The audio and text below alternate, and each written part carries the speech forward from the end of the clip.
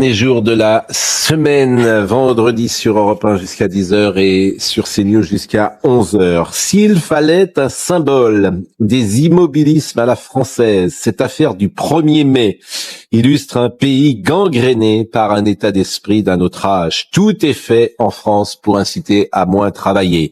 Et ça fait 45 ans que ça dure, qu'on dit aux Français entre les RTT, les 35 heures, le congé parental pour le père, les jours fériés, etc., etc., moins vous en faites, mieux vous irez. Que les boulangers, les fleuristes ne puissent pas travailler le 1er mai est une anomalie en 2026 dans un pays qui chaque année est un peu plus pauvre. Le poids des syndicats, la lâcheté des gouvernants, l'inertie de nos compatriotes, tout ça bloque un système tant il est vrai que le travail est un état d'esprit qu'il faut encourager, soutenir, applaudir. Et on en est encore à se battre avec je ne sais qui, sorti d'un roman d'Émile Zola, qui monte sur les barricades pour entraver ceux qui ne demandent qu'une chose, bosser. Tout ça est désolant. Et illustre un pays qui vraiment ne va pas bien. Et les policiers, et les hospitaliers, et les cheminots, et les journalistes. Ils ne travaillent pas le 1er mai. Gabriel Attal propose aujourd'hui une loi pour que boulangers et fleuristes puissent ouvrir le 1er mai. Il a raison. Attal pense à 2027. Si lui et les autres candidats pouvaient enfin libérer ce pays de tous ses archaïsmes et permettre d'assouplir les règles dans tous les domaines, ce ne serait pas du luxe. Laissez faire, laissez passer, un peu de libéralisme, s'il vous plaît, et soyez certains, tout le monde sera gagnant. Il est 9h. Alice Sommerer. Bonjour Pascal, bonjour à tous. Donald Trump met en garde l'Iran contre tout péage dans le détroit d'Ormuz.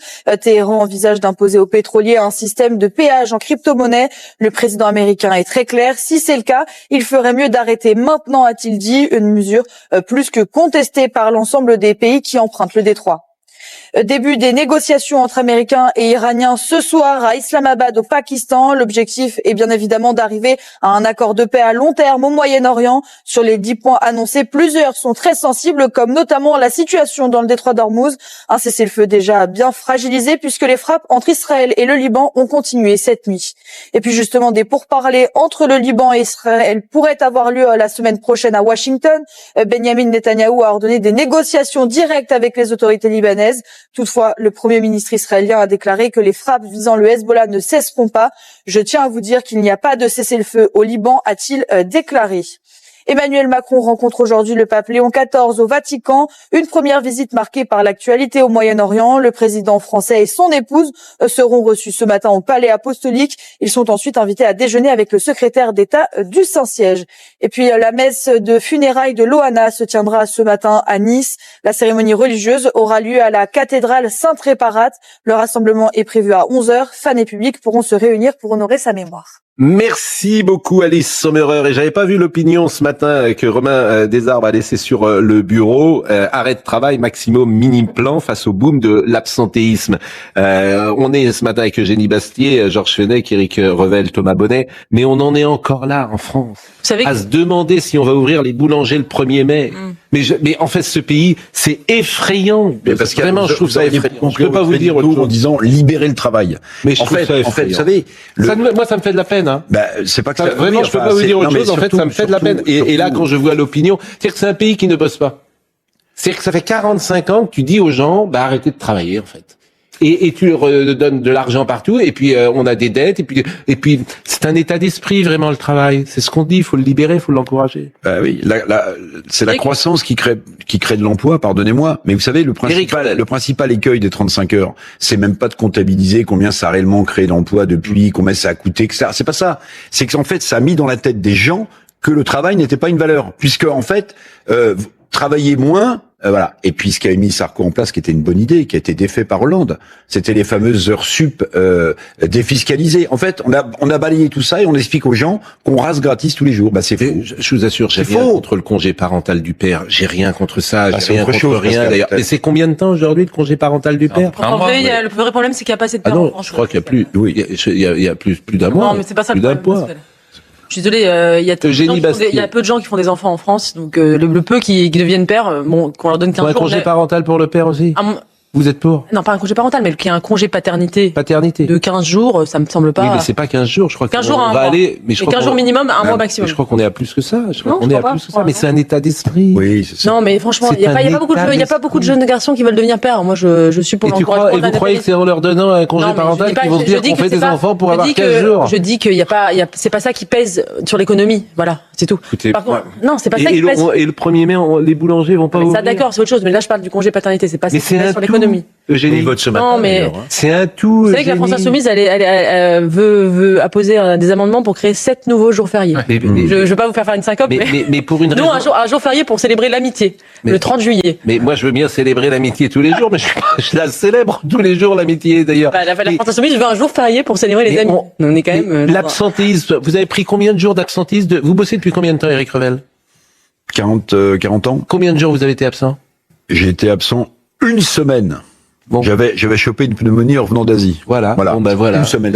Voilà. Et puis ceux qui nous écoutent, qui ont plus de 50 ans, ils sont comme vous. Ouais. Ils sont comme vous. Oui, c'est juste. Ils bossent. Mais je dirais pas pour autant que les jeunes ont plus envie de bosser, etc. En fait, c'est un état d'esprit global. Tu ne te couches que pour mourir et tu ne t'agenouilles que devant Dieu. C'est vrai.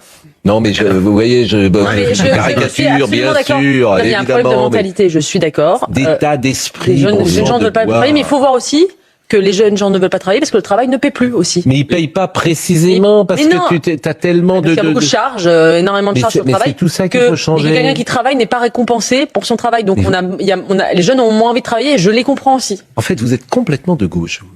C'est drôle. Non, elle est très générationnelle. Non, parce que je veux qu'il y ait le travail paie. Elle a l'âge de ses réflexions. Vous êtes une conservatrice. Est-ce que vouloir que le travail paie, c'est être de gauche? Mais c'est être libéral. Si demain vous enlevez tout ça... Je dis je veux que le travail paie. Je comprends que les jeunes, aujourd'hui, dans le cadre dans lequel on est, n'aient pas envie de travailler parce que le travail ne paie pas. Voilà ce que je dis. Non, mais il faut libérer le travail pour que le travail paie et qu'ils aient envie de travailler. Je vous assure que vous donnez la France à une dizaine de grands patrons avec des mesures radicales. D'abord, vous serez plus riches, tous. Mais il va falloir se redrousser les manches. C'est-à-dire qu'on va commencer par dire aux moins de 30 ans, en fait, il n'y a plus de chômage pour les moins de 30 ans. Il n'y a plus de chômage. Pourquoi? Parce qu'il y a du job partout. Donc il n'y a plus de chômage. Alors en revanche, vous aurez un avantage, peut-être vous ne paierez pas d'impôt non plus sur le revenu pour les moins de 30 ans. Pourquoi pas? Mais évidemment qu'il y a du job pour les moins de 30 ans. Il n'y a que ça. Là, pour le coup, Emmanuel Macron avait raison. Tu as juste à traverser la rue.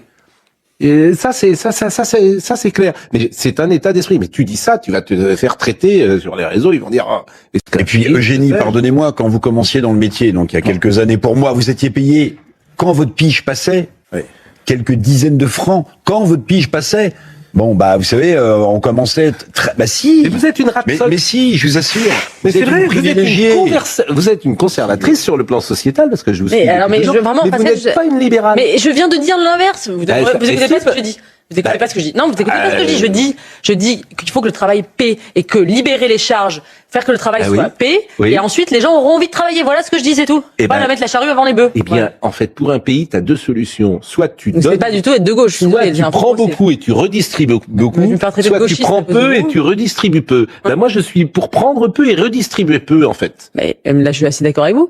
Mais je dis juste que si les jeunes travaillent pas aujourd'hui, c'est pas qu'ils ont la flemme, c'est que le travail ne paie plus. Oui, enfin, il y a quand même un certain état d'esprit, pardonnez-moi, aujourd'hui, qui peut être un peu, on a le droit de dire ça sur des jeunes gens, qu'il y a peut-être un état d'esprit qui peut être parfois un peu différent. On a le droit de dire ça, peut-être. C'est qu'on n'ait pas carrément supprimé les 35 heures quand nous étions au pouvoir. Bon, écoutez ce que disait Prisca Thévenot, et après les heures défiscalisées, c'était bien, mais c'était pas suffisant. Écoutez ce que disait Prisca Thévenot ce matin sur France Télévisions, et elle est avec Gabriel Attal, et c'est Attal qui est plutôt un homme de gauche qui propose de libérer le travail. Tant mieux. Bravo, Gabriel Attal.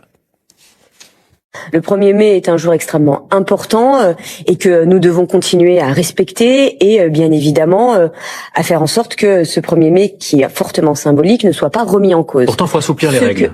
Oui, mais en fait, c'est pas antinomique.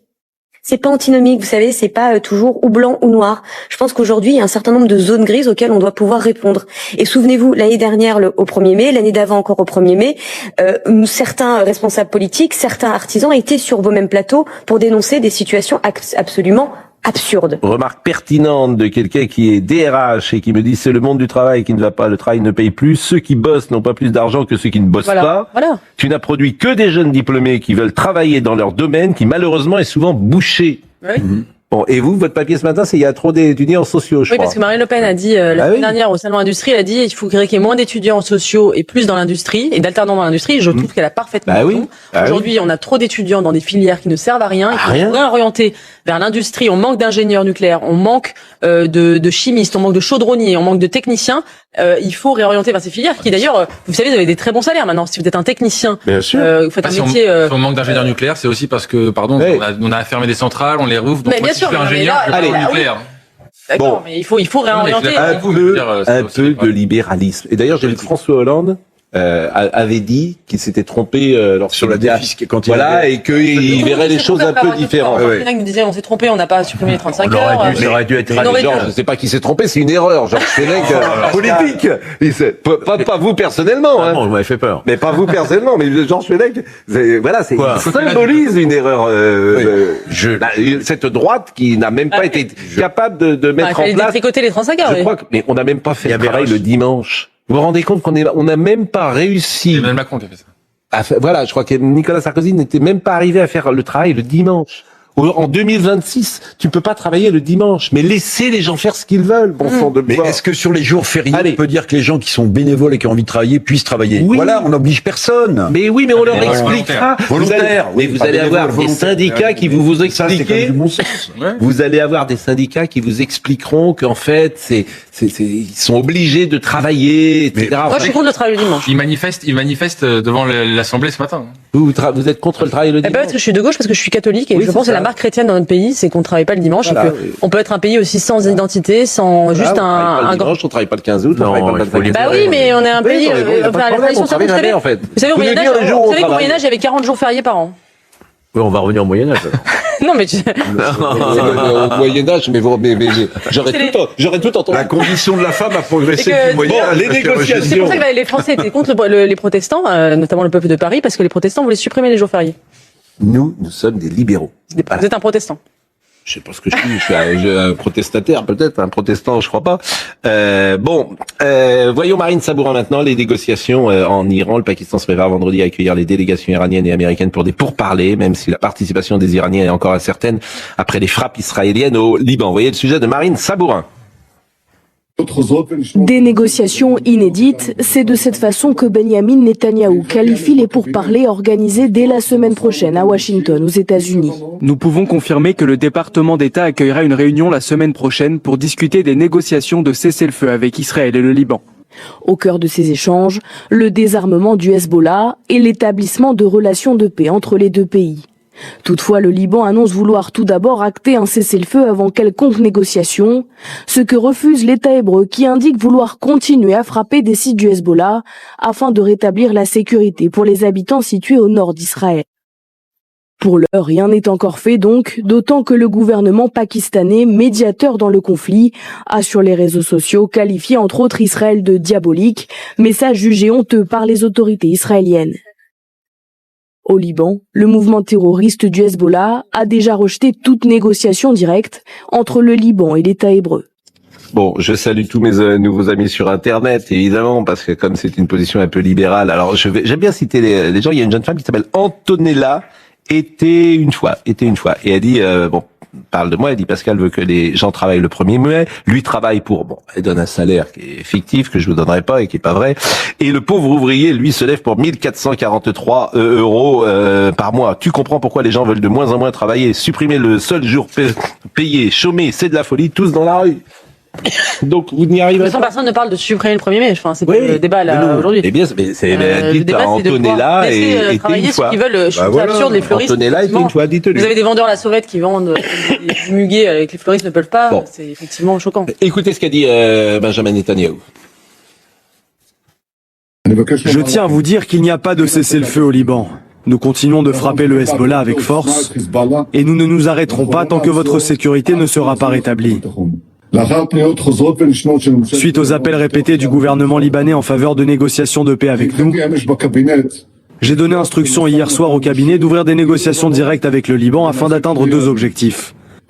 Premièrement, le désarmement du Hezbollah. Et deuxièmement, un accord de paix historique et durable entre Israël et le Liban. Thomas Bonnet, si vous étiez israélien, vous comprendriez évidemment sans doute ces frappes contre le Hezbollah. Vous avez en face de vous, à quelques kilomètres, un Hezbollah qui veut vous éradiquer depuis des années. Alors, c'est abominable, hein. Il y a des civils, des morts qui sont civils, mais les Israéliens, j'imagine que ils partagent la pensée de Netanyahou. Et comme ça fait, on verra tout à l'heure un sujet qui est vraiment très intéressant sur les papes et les présidents de la République. Ouais. Et vous entendrez Valéry Giscard d'Estaing qui est avec Jean-Paul II, et qui explique qu'il souhaite une paix durable au Liban. Ouais. Et on est en 81 ou 82. Donc que faire? C'est inextricable. En fait, ce qu'on constate là vraiment d'autant plus ces dernières heures, c'est le décalage des objectifs entre Israël et les États-Unis. Pour Israël, c'est une guerre existentielle. Pour Israël, il faut aller jusqu'au bout parce que c'est une menace très directe sur l'existence même de leur pays. Pour les États-Unis, les objectifs sont sans doute différents et on voit que là, vous avez peut-être vu, mais cette nuit, Donald Trump a appelé justement les autorités israéliennes à faire preuve de retenue, à participer à ce cessez-le-feu. Mais on constate qu'en effet, il y a un décalage indéniablement entre les deux pays sur leurs objectifs. Non, mais évidemment qu'on peut soutenir le droit d'Israël à se défendre. La question, c'est celle de la proportion et de l'efficacité. C'est-à-dire que aujourd'hui, moi, je pense tout de même que seules des négociations politiques peuvent construire la paix dans la région. On peut pas juste passer la tondeuse, comme on dit de temps en temps, en décapitant le Hezbollah, mais qui ensuite repousse éternellement. Il faut un moment une solution politique. Il faut de la négociation parce que c'est l'avenir d'Israël existentiel qui est en jeu. Et surtout, moi, je crains pour Israël la perte du soutien international. Vous savez, il y a des sondages qui sont sortis, qui sont assez inquiétant aux États-Unis, où il y a une majorité, par exemple, de la jeunesse républicaine aux États-Unis qui ne soutient plus Israël. Donc, dans 20 ans, dans 30 ans, si Israël perd le soutien de l'Amérique, Israël est en danger existentiel beaucoup plus que par le Hezbollah ou c'est vraiment vital pour eux. Donc moi je m'inquiète parce que je soutiens effectivement l'existence de l'État d'Israël et vraiment je m'inquiète de cette perte du soutien international et je pense que Israël doit être prudent et retenu dans sa défense et dans ses attaques. Parce que elle doit garder son âme et le soutien de la communauté internationale. Jenny Bastier a raison, mais quand vous dites je suis pour une solution politique, diplomatique, on est tous pour. Mais comment pouvez-vous discuter avec un adversaire qui veut d'abord votre disparition? Vous pouvez pas, il n'y a plus rien à discuter. Il faut effectivement qu'Israël continue, moi je le comprends parfaitement, à désarmer le Hezbollah, et ensuite il y a une discussion qui s'ouvre avec le Liban. Mais tant que le Hezbollah est en capacité d'envoyer des roquettes et d'envoyer voire même des missiles quelquefois, il y a rien. Écoutez, Robert Ménard, il sera avec nous tout à l'heure, Robert Ménard, parce qu'il viendra parler du livre qu'il a écrit pour sa fille, Lettre à Clara, puisque c'est intéressant. Sa fille est plutôt de gauche, manifestement, donc on parle plus politique à la maison. Et écoutez ce qu'il disait sur Israël, c'était hier avec Laurence Ferrari. Ils veulent se débarrasser d'un régime qui est une menace existentielle pour Israël. Il faut rappeler que ce régime iranien, il veut la destruction d'Israël. Attendez, vous auriez en face de vous des gens qui voudraient la destruction de la France, vous iriez discuter peut-être avec eux, vous essaieriez de trouver un accord. Bien sûr que non. Et oui, ils ont raison de vouloir réduire à rien le Hezbollah, qui est un danger pour leur propre population. Ils sont dans une vraie logique. Moi, je suis pas un fanatique de monsieur Netanyahou, c'est une chose, mais je comprends absolument la logique d'Israël. Je ne comprends pas la logique américaine dans cette histoire-là. Ce que je trouve bien, c'est que les Américains aident Israël et donc du coup, ça me les rend sympathiques. Et s'ils peuvent nous débarrasser encore une fois de plus d'un certain nombre de salopards qui dirigent l'Iran, bonne nouvelle. Je salue notre ami André Valini qui nous écoute, qui était avec nous hier soir et qui dit après Sarah Salman, Eugénie Bastier passe à gauche, mon infiltration porte ses fruits, dit-il. Je voudrais le rassurer, non, je ne passe pas à gauche. Ah, bon, Moshe Taba avec Khamenei, alors on ne sait pas dans quel état il est, mais manifestement le guide suprême a affirmé jeudi dans un message écrit qui lui est attribué. Il a été lu par une présentatrice à la télévision. Voilà. Est-ce qu'il l'a vraiment écrit? Il y a des doutes. Bon, que l'Iran ne souhaitait pas la guerre contre Israël et les États-Unis, mais que le pays défendrait ses droits. Écoutez, alors, cette présentatrice lire ce message de monsieur Khamenei. Nous exigerons une réparation pour chaque blessure subie, ainsi que pour les familles des martyrs et des combattants de cette guerre, et la gestion du détroit d'Ormuz sera entièrement repensée. Nous n'avons pas cherché la guerre et nous ne la voulons pas, mais nous ne renoncerons en aucun cas à nos droits légitimes, et à cet égard, nous considérons l'ensemble du front de la résistance comme un tout. Éric Revel, le détroit d'Ormuz était ouvert avec la guerre, avant la guerre. Il est aujourd'hui mi-ouvert, mi-fermé. Bon, en tout cas avec un péage. Donc c'est une victoire totale pour Trump si le détroit d'Ormuz devient payant. Bah vous avez résumé la situation. Avant, il était libre d'accès à l'entrée et à la sortie, et après la guerre, il risque de devenir payant. Et vous savez que ça peut être une vraie manne financière. 120 milliards, j'ai entendu, je crois, pour l'Iran. On parle de 70 à 80 milliards. En fait, l'idée, si tout le monde s'y oppose à ce péage qui bénéficierait à l'Iran et au sultanat d'Oman, c'est $1 par baril chargé sur les pétroliers. Donc, en fait, le calcul, il est très simple. Ça fait $2 millions de péage par pétrolier, ce qui ferait 70 à 90 milliards d'euros par an pour l'Iran. Donc, vous voyez, la guerre qui a détruit beaucoup d'infrastructures en Iran risque d'être un contrat juteux, in fine, si le péage se met en place pour l'Iran et pour le sultanat d'Oman. Autant on comprend que le canal de Suez, il y a un péage, il y a de l'entretien, il y a un canal. Là, ça appartient à tout le monde, ça appartient pas uniquement Georges Fenech, l'Iran. Ce détroit appartient à tout le monde. Je veux dire, le fait d'imposer un péage aussi élevé de 2 millions d'euros, je crois, par navire, c'est tout simplement du racket. Et ce qui m'inquiète, c'est que Donald Trump semble dire qu'il est intéressé aussi d'être associé à cette opération. Il a changé d'avis. Oui. Ah, il a changé d'avis au départ, et maintenant il dit hors de question de mettre un péage. Ils ont intérêt à ne pas le faire. Si c'est le cas, a dit Donald Trump, il ferait mieux d'arrêter maintenant. Très rapidement, vous allez voir, le pétrole commence à couler à flot avec ou sans l'aide de l'Iran.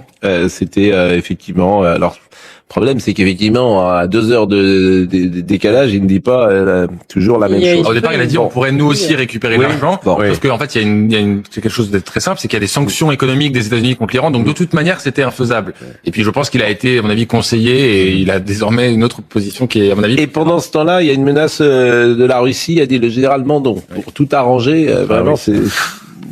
Dans une commission d'enquête hier, c'est ça ? Il était auditionné à l'Assemblée. Non, c'est pas une commission d'enquête. C'est pas une commission d'enquête, c'est une commission permanente. Commission des... Oui, pardonnez-moi. Commission permanente, oui. Eh ben, écoutez, le sujet de Michael Santos, menace russe. Alors, c'est pas le seul, hein. Vous savez que là, le Royaume-Uni... La menace russe des Cosaques à Paris, ça m'a pas frappé. On peut disserter sur le fond de ce qu'il dit, mais moi, ce que je constate quand même, c'est qu'en Europe, vous avez le Royaume-Uni qui dit à peu près la même chose, et vous avez l'Allemagne, je sais pas si vous avez vu passer ça, qui demande à tous les hommes âgés de 17 à 45 ans de les prévenir si jamais ils quittent le pays. Donc l'armée veut garder un peu les hommes en âge de combattre sous la main. Ça dit quelque chose sur l'état d'esprit qui gagne l'Europe. Je sais pas si c'est avéré, si c'est... Voilà. Quand je dis les Cosaques à Paris, bien sûr, je fais référence aux Cosaques qui étaient venus au moment de Napoléon Ier, n'y voyaient aucune attaque contre la Russie, bien évidemment. Chaque mot aujourd'hui est important de le dire, et c'était effectivement il y a 2 siècles. Ce n'est plus le cas de la même manière aujourd'hui. Donc voyez quand même ce sujet de Michael Dos Santos, c'est la menace qui existerait selon le général Mandon.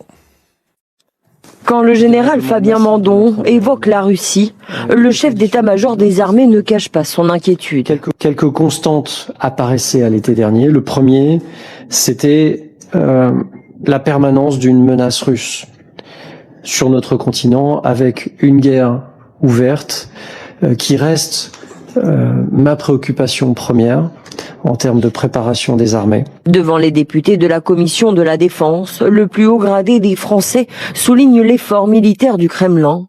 En 2030, la Russie devrait compter près de 2 millions de soldats. Le nombre de chars pourrait presque doubler. L'investissement en drones est lui aussi très significatif. 2500 drones, longue portée en 2023, plus de 30 000 2 ans plus tard. Donc c'est des facteurs x10. Et là, je suis sur des chiffres historiques. Une menace russe est également pointée du doigt de l'autre côté de la Manche, après avoir localisé 3 sous-marins russes accusés d'espionner des câbles dans l'Atlantique Nord. Le ministre britannique de la Défense a lancé un avertissement à Vladimir Poutine. Nous vous surveillons, nous observons vos agissements concernant nos câbles et nos gazoducs. Nous lui faisons également savoir que nous considérons la Russie comme la principale menace pour le Royaume-Uni et l'OTAN et que nous ne quitterons pas des yeux Poutine. De son côté, le Kremlin considère toutes ces craintes infondées, tant qu'aucun pays ne porte atteinte à la sécurité de la Russie. Le chef d'état-major, ça surprendra personne, il est aligné sur ce que pense le chef des armées, c'est-à-dire le président de la République. Mais je veux dire, ce qui m'inquiète beaucoup dans ce qu'a dit le chef d'état-major, c'est que on n'est pas de taille visiblement avec tous les chiffres qu'il cite pour lutter éventuellement contre une Russie qui viendrait. 2, l'OTAN est en train de s'émietter. Et 3, il n'y a pas d'Europe de la défense. Donc on est dans une sorte d'impasse. Je suggérerais qu'on s'occupe d'abord de la guerre qui existe effectivement, celle contre le terrorisme et l'islamisme en France et la grande délinquance, plutôt que d'imaginer de fantasmagoriques menaces Excellente suggestion de Monsieur Fenech. Mais après, on verra. N'ayez crainte, pendant 1 an, Monsieur Macron parlera tous les jours pour nous dire que la guerre est aux portes de Paris. Non, il y en a une qui est à l'intérieur. N'ayez crainte, ce sera attaquons-nous déjà. la feuille de route de l'extrême centre et de la Macronie. On va marquer une pause. Le pape, ça ne surprendra personne, est miséricordieux. Le pape reçoit aujourd'hui Emmanuel Macron qui est avec nous. Bonjour Somaya, vous nous rappelez les titres? Bonjour Pascal et bonjour à tous. À la une de l'actualité, la cérémonie d'obsèques de Loana se tiendra à 11h à Nice dans les Alpes-Maritimes. Une cérémonie ouverte aux fans et au public 2 semaines après la découverte du corps de l'ex-star de télé-réalité dans son domicile niçois. On poursuit avec Donald Trump qui défend Brigitte Macron sur son réseau social. L'actrice Rosie O'Donnell accuse la très respectée première dame de France d'être un homme alors qu'elle ne l'est pas, écrit le président américain, ajoutant espérer que l'épouse du chef de l'État gagnera beaucoup d'argent dans le procès en cours. Et puis c'est une première en 10 ans. Le président chinois reçoit ce matin la chef de l'opposition taïwanaise, rencontre à l'issue de laquelle Xi Jinping a déclaré être pleinement convaincu que Chinois et Taïwanais seront unis à l'avenir en dépit des tensions bilatérales qui règnent entre Pékin et Taipei. Merci beaucoup Somaya. Emmanuel Macron est donc à Rome aujourd'hui. Alors visiblement le pape Léon XIV était pas forcément enthousiaste pour rencontrer le président Macron. C'est ce que j'ai lu dans les gazettes. Je n'ai pas cette information. Je ne sais pas. Bon. Moi, j'ai lu le contraire, mais parce qu'il veut construire il veut notamment, il pense que Emmanuel Macron peut être un allié dans la paix, la promotion de la paix au Moyen-Orient. Et qu'au contraire, il voulait le rencontrer. Alors après, il y a peut-être des échos différents. J'entendais ce matin sur Europe 1 que le fait de l'euthanasie, quand même, la loi de fin de vie en France, n'incitait pas forcément la constitutionnalisation de l'IVG. Oui. C'était aussi Emmanuel Macron. J'espère d'ailleurs que le pape lui dira en face, je crois que le pape François l'avait déjà fait, à quel point effectivement l'euthanasie est contraire à la promotion de la vie que défend l'Église. Je ne sais pas si cet avertissement sera entendu. Je ne sais même pas si Emmanuel Macron a la possibilité d'arrêter le processus en cours de la loi de l'euthanasie à l'Assemblée nationale. Est-ce qu'il va tutoyer Léon XIV comme il faisait François, je crois qu'on voit des images d'ailleurs quand il a vu le pape François plusieurs fois et puis alors à chaque fois il l'a reçu parce qu'il n'y a pas eu de visite d'État du pape à chaque fois, mais il a quand même été reçu par exemple en Corse. Emmanuel Macron était là pour le accueillir, etc. C'était pas une visite officielle à proprement parler, mais manifestement et puis il est venu l'autre jour à Monaco et on préparait le dernier pape qui est venu en France.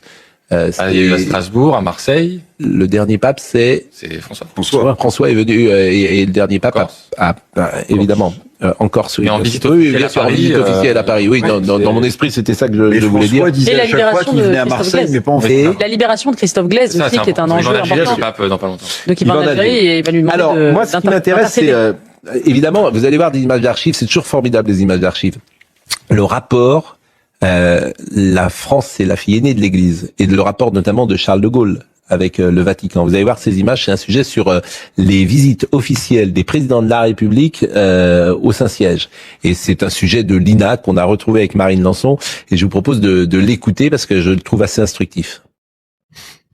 Pour les présidents français, le Vatican est devenu un passage obligé, mais avec des approches sensiblement différentes d'une visite à l'autre. Il y a tout d'abord les fidèles, le général de Gaulle en tête. En 1959, il ira jusqu'à s'agenouiller devant le pape Jean XXIII. Nous avons en France un très particulier respect pour sa sainteté. Nous déposons, au nom de la France, nos respects à ses pieds. Ce respect, Valéry Giscard d'Estaing l'affichera en se rendant 3 fois au Vatican. L'occasion de consolider les liens entre la France et l'Église, mais aussi d'évoquer les questions internationales. Nous avons parlé, bien entendu, des sujets les plus brûlants et notamment de ce qui peut être fait pour ramener la paix dans un Liban unifié. Pour ces présidents catholiques pratiquants, les mots employés sont toujours scrutés de près. Jacques Chirac, accompagné de son épouse, témoignera de la fidélité de la France à son héritage chrétien. 9 ans plus tard, Nicolas Sarkozy crée la controverse en faisant venir l'humoriste Jean-Marie Bigard dans la délégation et surtout en livrant une vision ambiguë de la laïcité. La laïcité n'a pas le pouvoir de couper la France de ses racines chrétiennes. L'instituteur ne pourra jamais remplacer le pasteur ou le curé. Georges Pompidou sera lui le seul président de la Ve République à ne s'être jamais rendu au Vatican, à la différence des deux présidents de gauche qui feront le voyage mais en gardant une certaine distance. Dès 82, François Mitterrand rend visite à Jean-Paul II, un entretien privé de plus d'1 heure.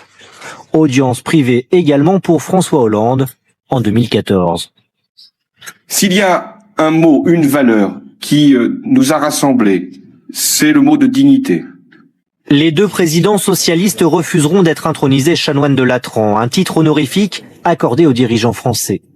Une intronisation qu'Emmanuel Macron, lui, a accepté, un geste symbolique, à l'occasion de sa rencontre demain avec le pape. C'est intéressant, évidemment, le rapport de la France et avec l'Église de Rome, au plus haut niveau, bien sûr, et on voit qu'il évolue, même dans la forme, lorsque le général de Gaulle se prosterne, qui est très croyant, qui était très devant Jean 23, et même dans les habits. Comment est habillé Charles de Gaulle, comment est habillé d'ailleurs Jacques Chirac, et comment les autres sont habillés, j'ai envie de dire, en civil. Donc tout ça fait sens quand on voit ces images, et puis ce que dit Valéry Giscard d'Estaing sur le Liban à 50 ans ou 45 ans d'écart. Oui, tout à fait. Et on attend beaucoup de Léon XIV depuis son élection, il y a maintenant un peu plus d'1 an, je crois.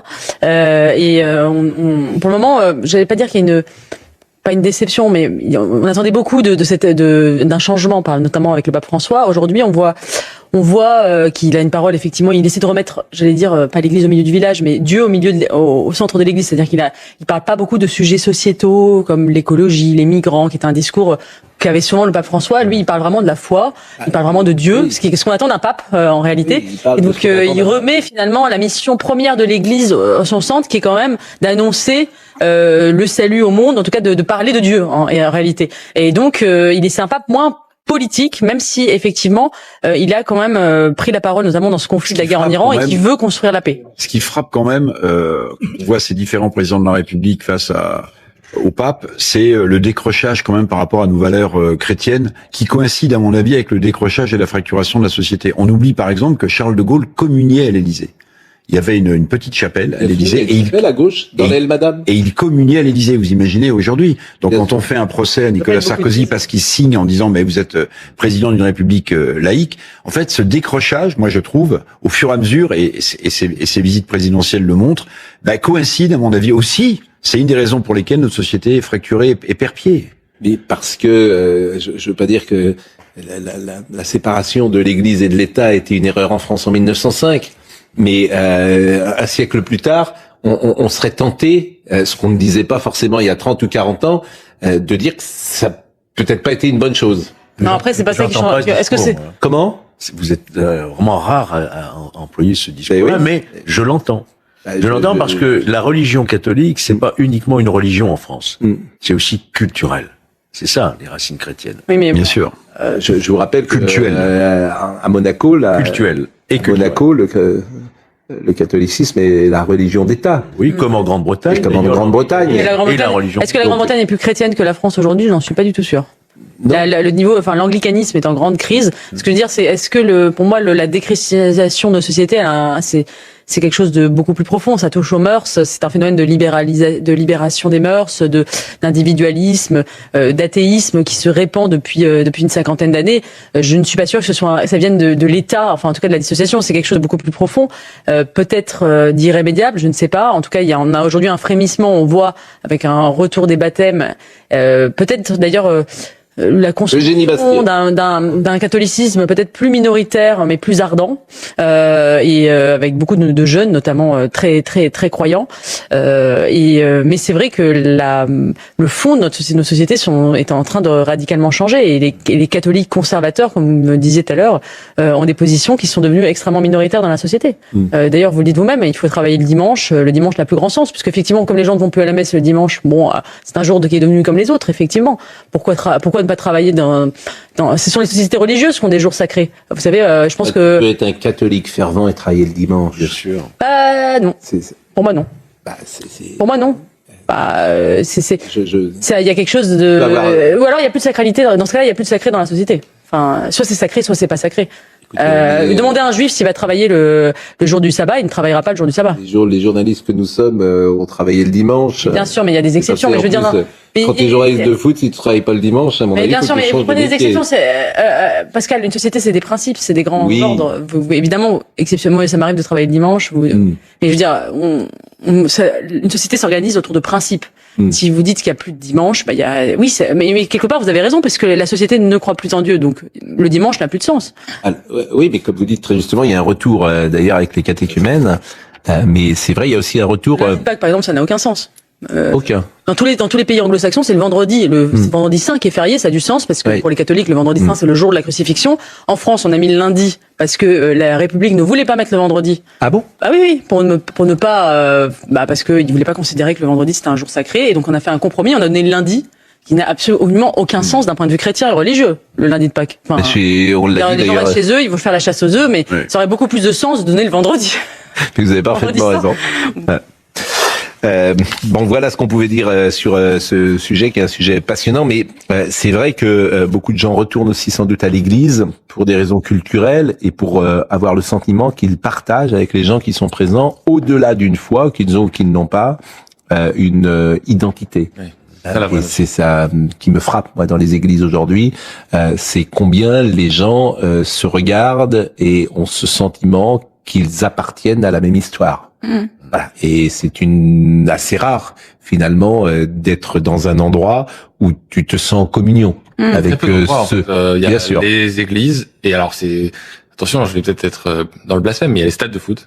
C'est encore les seuls endroits où les gens se retrouvent un peu voilà, mais sinon il y a plus d'endroits avec plus de diversité, vous en conviendrez dans les stades de football que dans les églises. Il y a un sentiment d'appartenance commune, on soutient la même équipe, on est derrière les mêmes couleurs, il y a ce côté identitaire, je crois, qui fait son retour. Oui, mais vous avez vu un débat aussi avec des différences en fonction du sport. Et c'est Nicolas Taverneau qui disait cela l'autre jour, qu'entre le rugby et le football, il y a aujourd'hui dans les stades des différences. C'était sa parole, hein. Oui, même si pas la mienne. Je crois que l'affluence dans les stades de foot en France est très bonne, donc. Très bonne, bien sûr. Bah oui. Donc, bien sûr, bien sûr.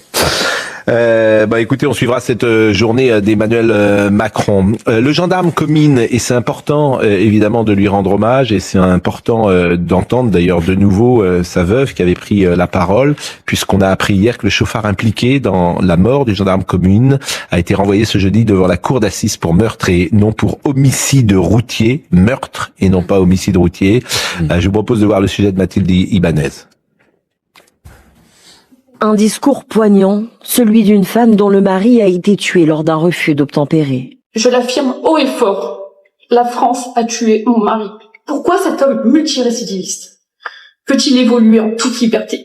Un cri de détresse, enfin entendu par la justice. Pendant toute la procédure, l'automobiliste capverdien Luis Antonio Mendes Vaz, multirécidiviste, a soutenu la thèse de l'accident en affirmant ne pas avoir vu l'adjudant Éric Comines. Mais pour les juges d'instruction, cette version ne tient pas. Plusieurs éléments viennent la contredire. Une visibilité jugée bonne sur les lieux, une accélération volontaire du véhicule malgré les injonctions du gendarme à la lampe torche, et surtout, aucune tentative d'évitement ni de freinage. Autant de faits qui, selon les magistrats, caractérisent une intention d'homicide. Autre point clé, le comportement du conducteur après les faits. Pour les juges, il démontre qu'il avait pleinement conscience de la gravité de son acte et de sa nature criminelle, puisqu'il a tenté de dissimuler et de faire disparaître des preuves. Les expertises psychiatriques et psychologiques vont dans le même sens. Elles décrivent un profil présentant une dangerosité, un rapport problématique à l'autorité et une absence d'empathie envers la victime. Le suspect a été mis en examen pour meurtre sur personne dépositaire de l'autorité publique. Il a fait appel de l'ordonnance de mise en accusation. Sa défense souhaite une requalification des faits en délit d'homicide routier aggravé. Georges Fenech, vous validez ? Je valide, c'est une décision qui sera évidemment bien accueilli, si je puis dire, par toutes les forces de l'ordre, que ce soit la gendarmerie ou la police. Le fait de foncer avec un véhicule délibérément sur un gendarme ou un policier, ça peut pas être qualifié d'homicide vous disiez d'homicide routier, parce que l'homicide routier c'est involontaire. Quand vous foncez avec un véhicule sur quelqu'un, c'est pas involontaire, c'est volontaire, et que vous assumez la responsabilité éventuellement de provoquer sa mort. Donc je pense que c'est une bonne décision et c'est une cour d'assises qui le jugera. Et je pense que c'est vraiment attendu. Je voulais vous montrer, faire un retour à la politique internationale, on en a parlé tout à l'heure, je voulais vous montrer une photo. Alors pour nos amis de Europe 1, cette photo, je vais pas tout dire parce que si je dis tout, évidemment, comme je veux vous interroger, je donnerai déjà des signaux de la réponse que vous trouverez ou que vous ne trouverez pas. Giorgia Meloni était au Qatar. L'Italie veut peser dans la géopolitique du Golfe. J'ai vu cette information dans le journal du dimanche. En pleine guerre au Moyen-Orient, la chef du gouvernement italien lance une offensive diplomatique au Golfe pour sécuriser l'énergie italienne et se poser en médiatrice. Elle se bouge, si j'ose dire.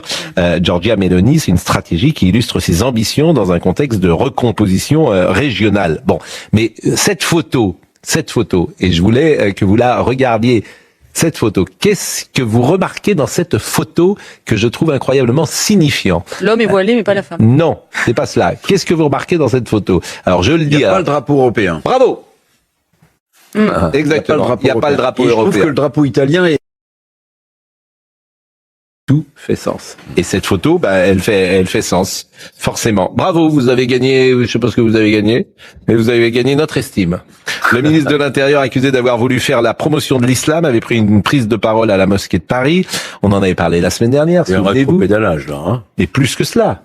D'ailleurs, plus que cela. Et on va lancer des fleurs sur l'antenne de CNews, parce que si nous n'en avions pas parlé, si nous n'avions pas récupéré, elle était aussi sur les réseaux sociaux. C'est-à-dire que c'est quoi le chemin? C'est les réseaux sociaux d'abord, elle ressort, intervention du 12 mars, personne ne la reprend, elle est sur les réseaux sociaux, nous la diffusons, et nous lui donnons effectivement un essor important. Nous soulignons une phrase de Monsieur Nunes qui dit le président de la République est très attaché à développer l'islam, qui nous interroge. C'était jeudi ou vendredi dernier. On demande que Monsieur Nunes clarifie sa position. Il ne le fait pas pendant une journée, 2 journées, 3 journées. Il est interrogé par des journalistes. Personne ne lui pose de questions. Et puis, finalement, il est obligé de répondre, ce qui est bien normal. Il répond d'abord au Sénat. Oui. Puis Figaro.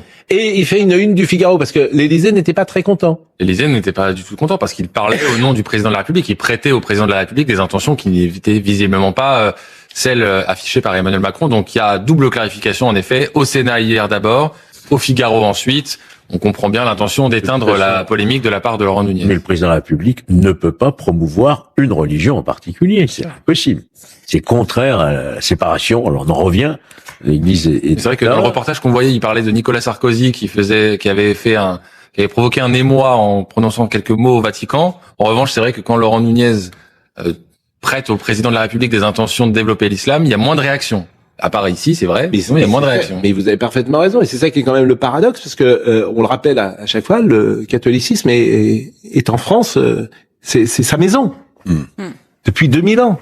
Non, mais la religion chrétienne est chez elle en France. Nunez est un grand serviteur de l'État, mais je pense que c'est pas du tout un homme politique. La façon dont d'ailleurs il qualifie sa maladresse dans l'interview du Figaro est hallucinante. Pourquoi? Mais parce qu'il dit ma conviction personnelle, je suis contre le voile pour les fillettes. Sa conviction personnelle. Mais en tant que ministre de l'Intérieur, il assume ce qu'il a dit. Donc ça veut dire que ses convictions personnelles n'influencent pas sa politique. Je pense que c'est pas du tout un homme politique, Nunez. C'est un très bon serviteur de l'État, mais en fait, il s'est pris les pieds dans le tapis. Moi, ce que je crains quand même, c'est que le mal soit fait, c'est-à-dire que dans les familles où on va mettre la pression peut-être sur des fillettes pour porter le voile, la parole du ministre de l'Intérieur reste plutôt que son rétropédalage qu'il qualifie de maladresse. C'est ça qu'il faut légiférer. J'ai commis une maladresse. Il faut légiférer. C'est-à-dire sur le voile des mineurs, il faut légiférer. On a trop attendu sur l'histoire du voile à l'école, on s'en souvient, Creil, etc. Là, on est en train de temporiser encore, alors que la question, elle est quotidienne, elle se pose quotidiennement. C'est intéressant ce que dit Georges, parce que je vois que moi, je constate que les LR sont très divisés sur les sujets en ce moment du port du voile. Par exemple, dans les conseils municipaux, le RN veut les interdire. Regardez on comprend pas bien la position des LR. Quand j'entends Jean-François Copé, bien sûr. Je sais bien, mais quand j'entends Jean-François Copé dire qu'il est trop tard pour légiférer, je me demande en fait comment les LR vont se positionner sur ces questions-là. Vous poserez la question à Jean-François Copé mardi prochain. Jean-François Copé, il vient mardi. Il vient, j'espère qu'il viendra. Il est allé à la mosquée d'Al-Badr, connu pour sa radicalité, où il y va chaque année. Parce que, et on lui dira, il fait du clientélisme. Non, c'est une tradition, ça. C'est une tradition de faire... Le clientélisme, c'est une tradition? Non, non. Ça, c'est pas impossible. D'avoir un à gauche comme à échange droite. avec toutes les religions. Quand on est politique, c'est comme ça. Oui. Ça veut pas dire qu'on privilégie tel ou tel. Mais la question en fait qui se pose, c'est est-ce que dans cette mosquée, je l'ignore, hein, mais est-ce qu'il y a des discours qui sont tout à fait compatibles? Bon, il refuse d'interdire le voile au conseil Oui, bah alors il municipal. faut fermer la mosquée. Non mais pardonnez-moi, il refuse d'interdire le voile au conseil municipal, monsieur Copé. Mais là aussi, il faut légiférer. Et non mais c'est pas ce que je vous dis. Il refuse, ça s'appelle du clientélisme pour moi. Ou une soumission, vous appelez ça comme vous voulez. Mais on lui posera la question. Il a un discours qui est intéressant, il dit les musulmans, ils sont de droite, ils sont pro-famille, pour le travail, et qu'il faut leur parler. Non mais je trouve que ça amène le débat. Je rappelle qu'il est l'auteur de la loi sur la burqa, hein, l'interdiction. Oui, mais justement, j'ai l'impression qu'il veut se faire pardonner depuis. Non. C'est comme le pain au chocolat. J'ai vraiment l'impression que Jean-François Copé, Oui, il s'est recentré. Voilà, j'ai l'impression que Jean-François Copé, il veut surtout se faire.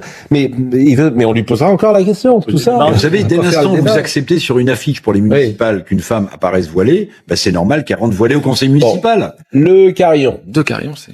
2 carillons. 2 carillons pour le prix d'un. 2 fois que je sonne à la porte. Ah, bonjour. Ah oui, mais il y a des cas. Bonjour. Vous savez qu'en province, les gens, ils rentrent comme ça. Les gens, ils viennent chez vous, à Paris, ça n'existe pas, mais les gens, ils frappent, ils disent bonjour. Le matin, ils viennent vous voir. Ça va? Ça va? Vous avez besoin de moi? Ouais. Alors qu'à Paris, il y a quelques codes, effectivement. Oui, c'est quelque chose. La vie est différente entre la province et Paris. Nous serons ce matin avec Luc Ferry, que vous connaissez bien, Pascal, qui parle du mariage et qui se demande si la passion amoureuse, finalement, ne risque pas de se diluer dans le mariage. C'est une vaste question qu'on se pose tous. Est-ce qu'on peut à la fois être marié et en même temps être très amoureux? Je sais pas si vous avez... La passion, c'est déjà pas être amoureux, tout ça, c'est des mots, voilà. Oui. Pareil. Et qu'est-ce que vous en pensez, vous? Vous êtes marié depuis combien de temps? Moi, ça fait plus de 20 ans que je suis marié, figurez-vous. Et alors, je suis sûr que cet amour est intact. Bien sûr, évidemment. Comme au premier jour. Bien sûr. Mais on n'a pas eu tout le temps cette réponse au fil du temps. Et c'est ça qui est intéressant. C'est-à-dire que dans le temps, les gens mouraient à 40 ans. Donc les mariages étaient là, t'en prends pour 50 ans quand tu te maries. Surtout, il y a une époque où tous les mariages étaient arrangés. Et donc, on séparait vraiment les deux. Voilà. Ah oui. Ouais. Ah oui. Bon. Et vous, non. Non, c'est l'amour. Ça n'a pas été arrangé. Je me suis arrangé tout seul. C'est l'amour. Et il est avec vous, là, Luc Ferry? Non, il arrive tout à l'heure. Et alors, il va y avoir une petite transition avec David et Jonathan qui nous rejoindront ensuite. Pour chanter leur tube. Qu'est-ce que tu fais pour les vacances? La parodie des nuls. Moi, je n'ai pas changé d'adresse. Énorme. Et la parodie des nuls était formidable. Mais c'est vrai, on pense toujours à la parodie. On pense aussi à la... C'est vrai. Bah tiens, on va demander à Marine de la sortir, la parodie des nuls, parce que ça doit être en droit canal. En plus, on a le droit, je pense qu'on a le droit de la voir. Est-ce que tu vas pour les voilà. vacances? C'est la belle réactivité. Les caleçons et les maillots de bain.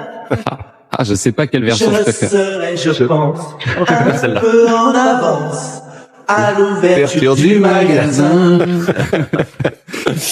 Bon, Pascal. Un peu de sourire, ça nous fait du bien, c'est vendredi. Bon, merci camarades. Et à 9h59, Robert Bénard est avec nous, et Robert Bénard est au téléphone. Vous êtes avec votre fille?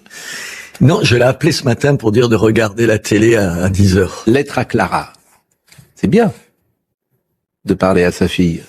Elle est de gauche. Le Seigneur vous envoie cette épreuve. C'est à vous. En plus, venant de lui, tu ricanes. C'est à vous d'assumer. Mais le livre est formidable. Et on est tellement heureux d'être avec vous parce qu'on est aussi avec, Frédéric Becbédé. Ibiza a beaucoup changé. Oui, vous avez dit que vous n'aviez pas le livre, alors je vous l'ai apporté. Comment ça, j'ai pas le livre, il est là? Ah bah voilà, vous l'avez reçu. Bah bien sûr. Finalement. Et je l'ai lu. Très bien. J'ai parcouru. Je vais vous interroger, je vais vérifier. Bon, ça nous fait plaisir parce que ça nous fait sortir un peu vous deux, de l'actualité qui est si rude. Il est 10h, et Somaya Labidi nous rappelle les titres. Le Pakistan se prépare à accueillir les délégations iraniennes et américaines pour des pourparlers. Toutefois, la participation des Iraniens est encore incertaine en cause les frappes israéliennes sur le Liban qui ont mis la trêve en péril. Après une dizaine de jours dans l'espace et un survol historique de la Lune, la mission Artemis 2 touche à sa fin. Les quatre astronautes sont attendus sur le plancher des vaches dès ce soir grâce à un amérissage en douceur au large de la Californie. Et puis on termine avec ces images époustouflantes, celles de l'éruption du volcan Kilauea à Hawaï, éruption provoquant des jets de lave à une hauteur de 190 mètres. C'est l'un des volcans les plus actifs au monde et qui est en éruption intermittente depuis le 23 décembre 2024. Merci Somaya. Et vous voyez Frédéric, à chaque fois que vous venez, je vous dis la même chose, vous avez vraiment vos fans et c'est un tel plaisir de lecture que vous lire, que là, dans l'oreillette, la régie vient de me dire, est-ce que vous pourrez me donner le livre de Frédéric Becbédé après? J'en ai un. Bon, et parce que effectivement, c'est de la lecture aussi plaisir. C'est intelligent, comme toujours ce que vous faites, c'est drôle, c'est bon. Mais il y a beaucoup de plaisir. Mais Robert Ménard, et Robert, il y a toujours de plaisir à vous lire, à vous entendre, et on le disait hier, d'ailleurs vous étiez avec Laurence. Alors, c'est un livre particulier, parce que pourquoi écrire ce livre? Et vous dites, faute de te prendre la main, je veux t'écrire, te dire ce que j'ai tant de mal à formuler quand je suis face à toi, de peur d'ajouter à ces désaccords qui se glissent dans nos conversations quand nous parlons de politique, et Dieu sait que nous parlons de politique à la maison. Mais ça, vous pouviez lui écrire et pas le publier. Bon, vous pouviez lui envoyer directement. Bon, pourquoi vous avez voulu le publier? D'abord, je ne sais pas si j'aurais été comme ça, capable de lui faire une lettre d'une centaine de pages, si cela avait été que pour elle, et parce que j'ai un éditeur qui m'a poussé à faire ça. J'avais pas envie de faire ça. Initialement, la même maison, pas la même maison d'édition, mais le même groupe m'avait proposé de faire un livre politique. J'en ai fait 15, ça va, j'ai donné. Et puis je me suis aperçu que j'étais pas le seul. Enfin, je sais pas, ici, je suis pas le seul à avoir des enfants. J'en connais, donc, et je suppose que je suis pas le seul à qui ce qui se pose la question à Noël, moi je vois mes enfants moins maintenant parce qu'on n'habite pas tous au même endroit, et où j'élimine avec Emmanuel, ma femme, tous les sujets dont on va pas parler pour pas s'engueuler, pour pas pourrir le seul repas qu'on va passer ensemble en 15 jours. Et ça me blesse, et je me suis dit, c'est pas normal qu'il y ait tant de sujets dont on n'arrive pas à parler calmement, parce que je l'aime. Calme, c'est vous, c'est votre fille? Mais les deux. Moi, je l'aime par-dessus tout. Ma fille, c'est le plus grand bonheur de ma vie. D'avoir eu à 50 ans j'avais déjà un grand garçon, une petite fille comme ça. Elle a 24 ans. Qu'est-ce qu'elle fait? Elle fait de l'histoire. Elle travaille ou elle est encore étudiante? Non, elle commence à travailler. Bon, elle vote? Elle vote, oui. Attends, si la question, oui, elle vote pour moi, à Béziers, évidemment. Mais elle vote quoi? Elle vote la France Insoumise? Je pense qu'elle vote à gauche, si elle pouvait voter, ou si elle est là quand elle est là. Je suis pas dans le... Mais vous avez tenté le chemin de Compostelle, quelque chose? J'essaye de lui parler, de comprendre comment on peut autant s'aimer et comment on peut être autant en désaccord. Mais vous étiez un gauchiste. Oui, ah, mais aussi, oui, mais moi, jeune. Non, mais regardez, vous nous avez écouté hier soir? Comment? Vous nous avez écouté hier soir? Non. Écoutez Goldnadel, parce que il a un message pour vous, et puis on a parlé de vous hier soir, et puis il a un message pour vous. Gilles William Goldnadel. Robert, c'est un type que je connais depuis 40 ans. On était ennemis jurés au début. Il était gauchiste. Moi, je l'ai connu gauchiste. Reporter sans frontières, pardon de le dire, était gauchiste. Il a évolué, je veux dire. Il faut lui rappeler que lui aussi, il a été jeune. Il parle de jeune con. Il a été jeune. Avant que je devienne son avocat, je peux vous dire que j'étais son adversaire. J'allais m'engueuler contre lui parce que c'est le type le plus ouvert du monde. Il est inclassable, ce mec. C'est le plus ouvert du monde. Et j'allais m'engueuler. Je crois que c'était télé à l'époque où il était ou n'importe quoi. On avait des engueulades avant de devenir amis. Donc il faut lui rafraîchir la mémoire. Alors écoutez, je suis en train de penser à l'émission de demain. Ce passage que vous venez de faire à l'instant, on va lui passer. Ah bah oui. Donc si vous avez en plus quelque chose à lui dire, c'est le moment. Ah, que je l'aime. Ah bah c'est tout. Ah bah oui. Voilà. Et je l'aime aussi, c'est pas seulement parce que c'est mon avocat, mais parce que c'est un type formidable avec qui je peux discuter. Je voulais pas lui répondre ça. Je veux pas dire à ma fille, au fond, t'es comme ça à 20 ans, à 40 ans, tu verras, tu changeras d'avis. En gros, t'es à gauche à 20 ans, tu seras à droite comme moi à 40 ans. Parce que d'abord, je trouve que c'est un peu méprisant. Parce que sur des trucs, elle a raison. Elle a juste raison. Qu'elle m'a fait changer. Moi, c'est elle qui m'a fait le plus changer sur ces 10 dernières années. Parce que je l'écoute, parce que j'ai pas envie d'être un vieux con qui lui dit, ah, vous savez, on parle de cinéma. Avec vous, je peux en parler. On fait plus de bons films aujourd'hui. Tu te rappelles le cinéma c'est insupportable. Moi, on me l'a tellement fait ça que j'ai pas envie de lui refaire ça. Ou ah oui, tu sais, depuis Brassens et Léo Ferré, il y a plus rien en musique. Et elle me fait écouter d'autres choses et tout. Et qu'est-ce qu'elle vous fait écouter? Oh, des chanteuses que j'aime pas beaucoup souvent, mais que j'écoute. C'est ma fille, je l'écoute ce qu'elle me dit. Et puis sur des choses plus importantes, par exemple avec elle et ses frères discuter d'Israël. Parce que là, j'ai peur qu'on se fasse, tu vois, que tu sois pas d'accord sur, je sais pas quoi, des choses idéologiques, politiques, philosophiques, tu vas pas t'étrangler pour ça. Sur Israël, je pourrais m'engueuler vraiment, parce que il y a mes amis là-bas et tout ça. Et voilà, et j'avais envie de lui dire, et puis comme toutes les conversations s'engueulent, au bout d'un moment, je me suis dit, je vais écrire. Parce qu'écrire, c'est un filtre, les mots, quand même. Ça te permet de corriger quelque chose. Puis je le lui ai fait lire. Et qu'est-ce qu'elle a dit? Elle a corrigé un certain nombre de choses. Mais pas des trucs politiques. Mais par exemple, qu'est-ce qu'elle a corrigé? Ah, non, je vais pas le dire, là. Au contraire, faut tout dire. Mais non, parce que c'était sur ses rapports à l'argent et tout ça. Ma fille, elle est généreuse avec l'argent de son père, un peu moins quand c'est elle qui le gagne. Mais je crois que je dois pas être le seul papa où c'est ce cas-là. Et voilà. Et donc, je racontais une ou deux anecdotes et ça l'énervait et je l'ai enlevé. Et puis, comment elle est devenue de gauche, pardon, mais si elle a deux parents de droite, qu'est-ce qui a fait qu'elle est devenue de gauche? Oh, pour plein de choses. D'abord parce qu'elle écoute les médias, parce qu'elle est à l'école et que c'est ce qui se dit. C'est à l'université qu'elle a changé? Mais même à l'école avant, parce qu'elle baigne dans. Non, mais c'est pas ça la vraie question. C'est quoi la vraie question? À votre avis? Non, je sais pas. C'est être en opposition à son père. Oui, c'est ça la vraie question. On se construit en réaction. La vraie question, c'est mon père, voilà. Non, mais moi, je veux pas dire ça. Ah bah, vous pouvez pas dire ça. En tout cas, cette question, elle est possible quand même. Non. Parce que si vous étiez de gauche, peut-être qu'elle serait de droite. Non. Parce que je pense qu'il y a un écart aujourd'hui qui est plus important que ça. Moi, je l'ai fait avec mes parents, ça, bien sûr que je le sais, mais plus profond que ça. Si c'est que sur les questions politiques, je m'en bats l'œil qu'elles soient de gauche et moi de droite.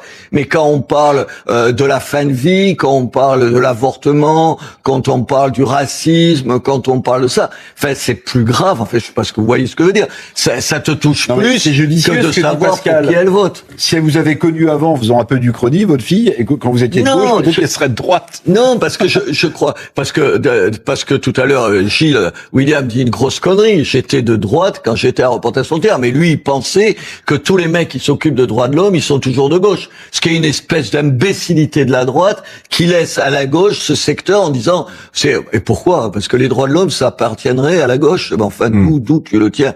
Non, mais là où je vous rejoins, et on le dit souvent, moi j'ai une grille générationnelle de la société. C'est-à-dire que tu t'aperçois aujourd'hui qu'il y a toujours eu des différences entre chaque génération, mais comme vous, je pense qu'elles sont plus grandes.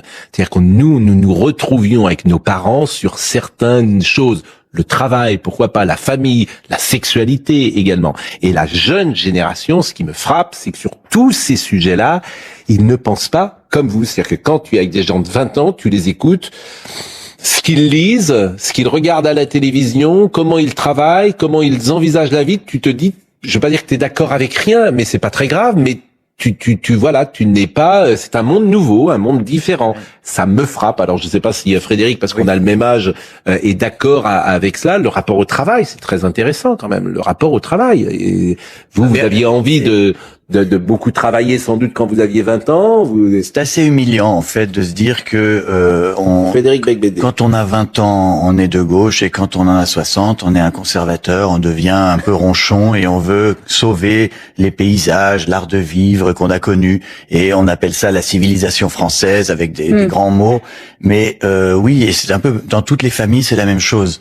Et on donne des leçons, on devient exactement comme nos parents.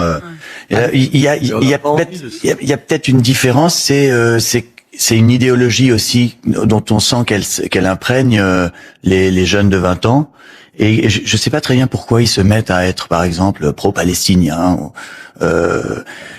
J'ai eu beau expliquer des choses assez simples sur la Deuxième Guerre mondiale, mais ça passe pas. Ou le rapport à l'écologie, le rapport à l'environnement. Vous savez ce que disait je rappelle que nous on était pro Parti communiste vietnamien contre l'impérialisme américain. Moi j'essaye de pas oublier les conneries que j'ai dites à cet âge-là. Quoi. Vous savez ce que disait Antoine Blondin? Je n'ai jamais voulu être de gauche en étant jeune, de peur de devenir de droite en vieillissant. Ouais.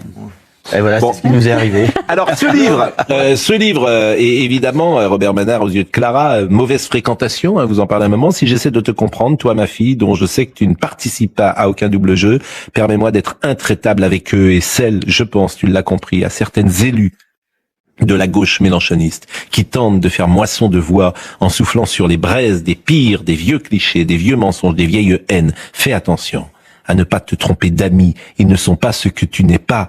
Ils ne te méritent pas.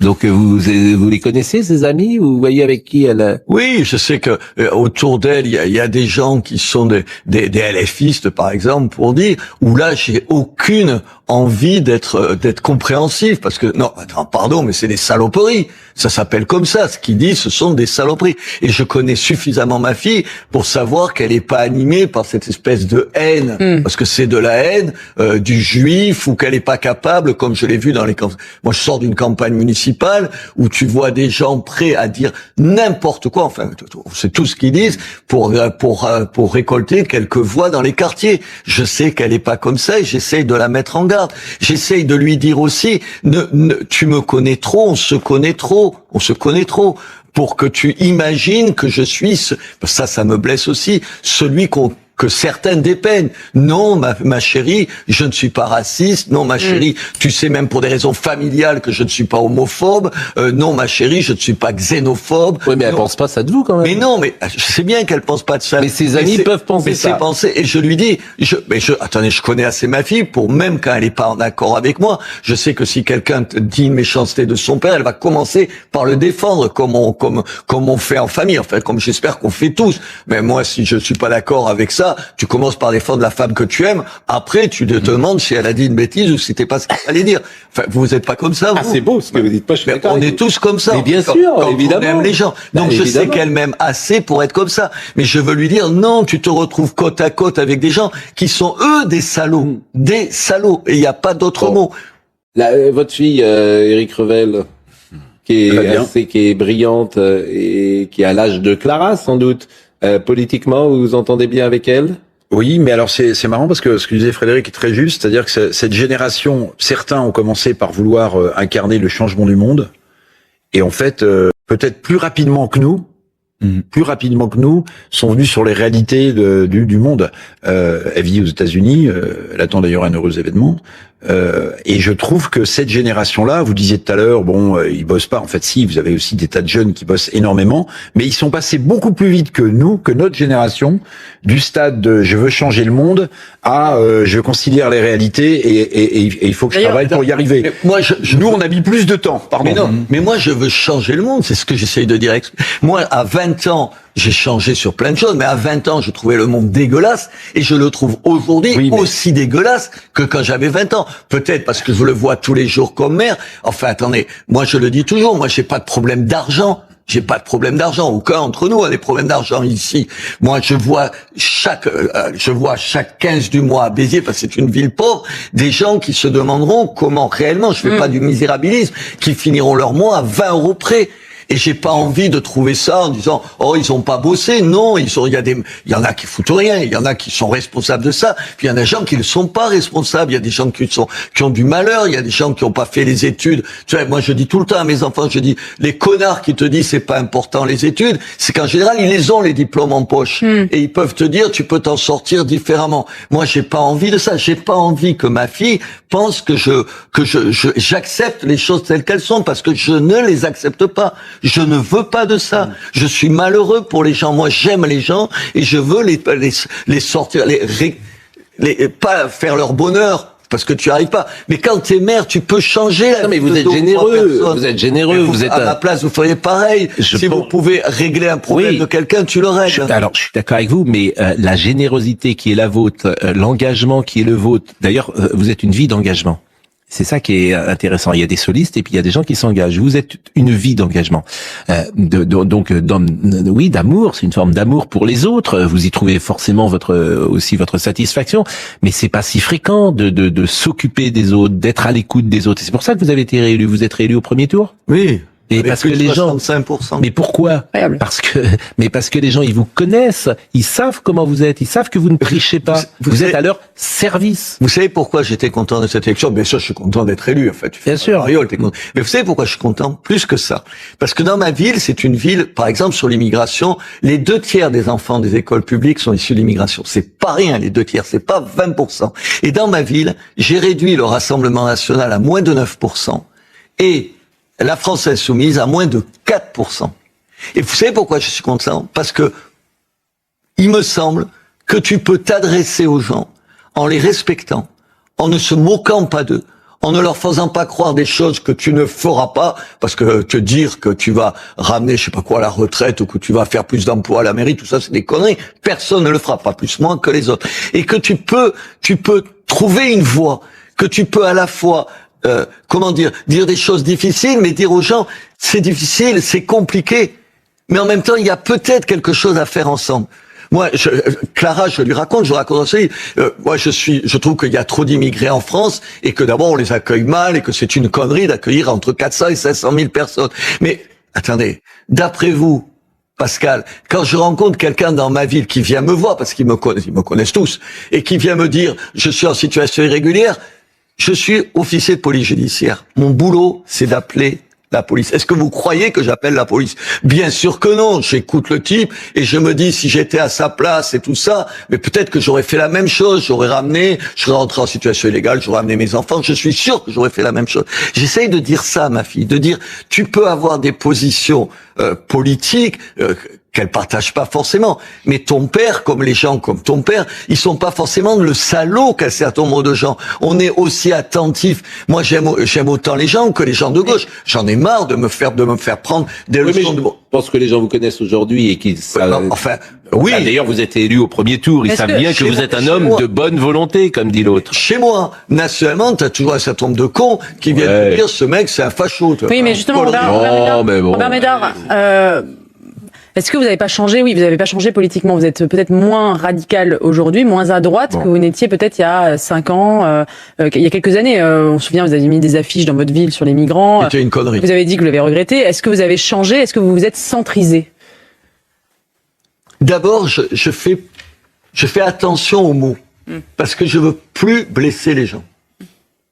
Parce que les gens, c'est déjà tellement compliqué pour eux, je vais pas rajouter ces blessures-là. Et ça, c'est l'influence de Clara. Et l'influence de...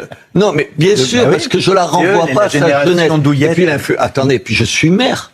Tu es maire des gens.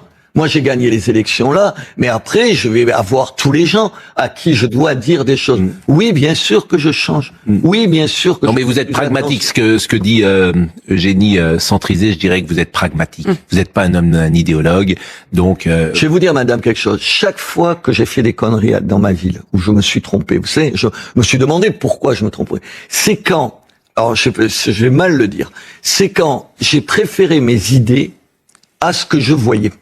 C'est-à-dire quand je plaquais mes convictions, même le mot conviction c'est sympathique et en même temps c'est la pire des choses, les convictions. Non, parce que en avoir un petit peu, sinon... Non, oui, mais attends, c'est pour ça que je dis que je ne choisis pas les bons mots. C'est ces certitudes que tu crois avoir et tu te dis c'est comme ça le monde et il faut bien qu'il finisse par ressembler à ce que je pense. Chaque fois que j'ai abordé, ou le dogmatisme, vous avez raison, c'est vous qui avez choisi le bon mot. Le dogmatisme, chaque fois c'est comme ça que je me trompe. Et je veux dire à ma fille que je suis capable d'apprendre des gens et puis d'apprendre d'elle. Et donc pas la renvoyer à sa jeunesse. Bon, en tout cas, le livre est formidable et il vous ressemble. Et quand je vous écoute, je me dis, quelle serait votre audience si vous alliez jusqu'au bout de la démarche de vous présenter à une candidature de présidentielle? Évidemment, vous n'êtes pas le général de Gaulle. Évidemment, vous êtes un homme. J'ai envie de dire, c'est pas désagréable de dire ça, mais il y a pas ce côté surhomme qu'ont eu certains hommes politiques dans l'histoire de France. Mais c'est justement peut-être un des hommes comme ça qu'il nous faut aujourd'hui. Quelqu'un comme vous. J'ai envie de dire un homme comme les autres. Peut-être, mais justement qu'il les connaît si bien les autres qu'il peut les aider, les accompagner, les entendre et pourquoi pas être aussi un homme de bonne volonté. Et souvent en vous écoutant, et consensuel, puisque vous êtes réélu, je me dis si vous aviez les moyens d'aller jusqu'au bout d'une candidature avec un parti, avec l'argent, avec des gens qui travailleraient pour vous, qui accepteraient aussi que vous incarniez ça, donc qu'il soit aussi à votre service, que les querelles d'ego des uns et des autres soient balayées pour dire voilà, il y a un homme, une parole, une incarnation qui est différente. Une incarnation d'aujourd'hui, une incarnation du moment, et je trouve qu'il y a de ça chez vous. Je me dis, qu'est-ce qui se passerait si vous alliez au bout de la démarche? Et ça serait intéressant, peut-être que les Français adhéreraient. Ça me touche, ce que vous dites. Évidemment que ça me touche. En même temps, il faut, j'ai longtemps pensé et je pense qu'il faut une telle certitude de soi que je n'ai pas. Et en même temps, peut-être qu'il y en a assez des gens qui sont tellement sûrs d'eux-mêmes. Peut-être que moi, quand je réfléchis, bien sûr, je réfléchis à ça. Je me dis, il y en a marre des gens qui pensent qu'ils ont des réponses à tout. C'est pas vrai. Moi, vous savez, souvent, je suis dans des plateaux de télévision, chez vous ou ailleurs. Toutes les semaines, je suis là.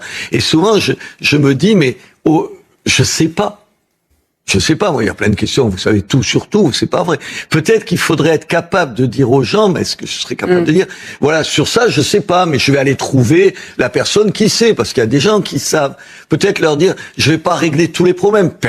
Comment tu peux raconter aux gens que tu vas régler tous les problèmes en 5 ans?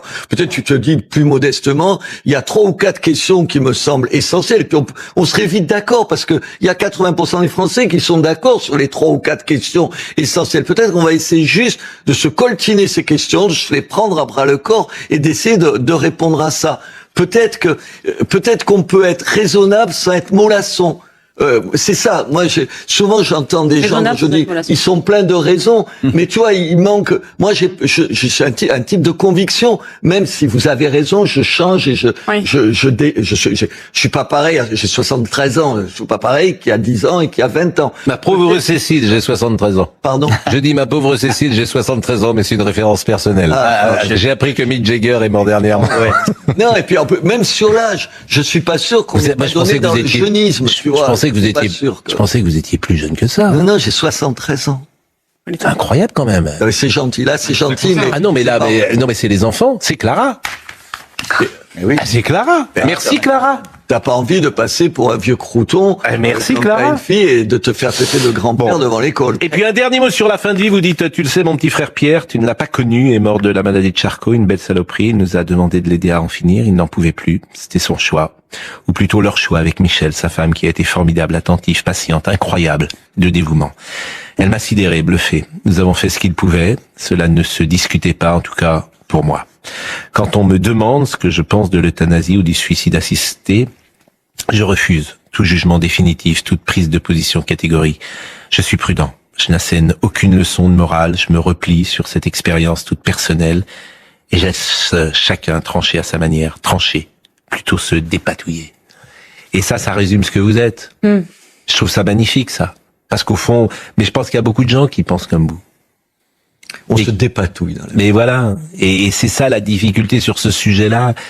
Bien sûr que vous auriez fait la même chose que moi. Qu'est-ce que j'allais dire? Enfin, bien sûr. Le problème, c'est que la loi est générale. Et elle rend pas compte de tous les cas. Elle ne rendra jamais compte de tous les cas. Il y a des lieux, il y a peut-être des domaines où il faut pas qu'il y ait de loi. Peut-être qu'il y a des endroits où, alors, personnel. Peut-être que ça regarde chacun d'entre nous. Peut-être que l'État ferait bien de se mêler d'autres choses que de ça. Bon, en tout cas, c'est un bonheur de vous écouter parce qu'il y a tellement de gens qui trichent, qui parlent et qui sont pas raccord avec ce qu'ils disent. Vous êtes d'une sincérité, on se connaît depuis longtemps quand même. C'est très long. Mais je trouve que c'est vraiment très rare. Je connais très peu de gens. D'abord, vous avez une liberté de ton. Vous dites ce que vous voulez, parfois vous dites des choses. Bon, à Emmanuel Macron, je maintiens que vous êtes le seul en 10 ans à lui avoir dit les choses dans une émission de télévision sur TF1. C'est la seule fois où on l'a vu dans les cordes, mais vous l'avez dit sans méchanceté d'ailleurs, parce que il n'y a pas une once de méchanceté chez vous, ni d'agressivité. Vous dites non, mais c'est pas possible, sortez dans la rue, parce que c'est Emmanuel Macron, il n'y a pas plus opposé à vous qu'Emmanuel Macron. C'est un homme qui sait tout et qui comprend rien. Et vous, c'est formidable. D'ailleurs, il sait tout, il comprend pas. Et c'est formidable d'ailleurs de l'échange que vous aviez eu avec lui. Et puis il y a Frédéric Beigbeder qui est avec nous. Alors Frédéric Beigbeder, là je vais dire quelque chose qui m'a... Il sait tout et il comprend rien aussi. Qui m'a déprimé complètement parce que ce que vous dites d'abord est la vérité, c'est bien ça le problème. Voilà ce que vous écriviez. Nous ne savions pas que les années 1990 seraient nos plus belles années. Nous avions entre 20 et 30 ans. Un siècle se terminait. Un monde nouveau allait naître. Comment aurions-nous pu deviner que notre liberté était provisoire? La décennie dorée, 1989-2001, fut le dernier instant d'humanité avant le World Wide Web. On se demandait ce que le 3e millénaire nous réservait. La réponse fut Google, Tinder, Facebook, Instagram, TikTok, YouTube, Netflix, YouPorn, Spotify, WhatsApp et ChatGPT. C'est vrai que, parce qu'au départ des années, avec la chute du mur de Berlin, 89, il y a vraiment eu une utopie. on s'est dit que peut-être que là, il y aurait une réconciliation avec l'Union soviétique qui tombait. Il y a un monde nouveau qui naissait, une technologie très généreuse qui donnait accès à toute la culture gratuitement et instantanément. Tout ça était... Il y a eu quelques années où c'était un peu nos années folles. Et il y avait une nouvelle musique, la techno, qui s'appelle maintenant électro, mais qui rassemblait la jeunesse. Il y avait beaucoup de choses positives. Et puis cet Internet, c'est devenu une surveillance, c'est devenu un GPS permanent, et puis après une addiction aux écrans et aux algorithmes. Et maintenant, c'est en train de devenir encore pire, puisque c'est une intelligence artificielle qui prétend gouverner nos vies, ou nous remplacer, ou fusionner avec nous et faire de nous des machines. Donc tout ça est devenu une menace, mais ça a été lent, et je cherchais un nom pour cette décennie, la décennie dorée. Ça me paraît bien, parce que au XXe siècle, il y a eu 3 périodes où on s'est vraiment marré. C'est avant la Première Guerre mondiale, la Belle Époque, entre les 2 guerres, les années folles, et puis les 30 glorieuses. Moi, je pense que c'était surtout marrant dans les années 60. Et moi, je suis né à ce moment-là. Mais il y avait pas un mot pour désigner cette décennie, des années 90. Non, mais le mot que vous dites qui m'a moi beaucoup touché, c'est le mot liberté.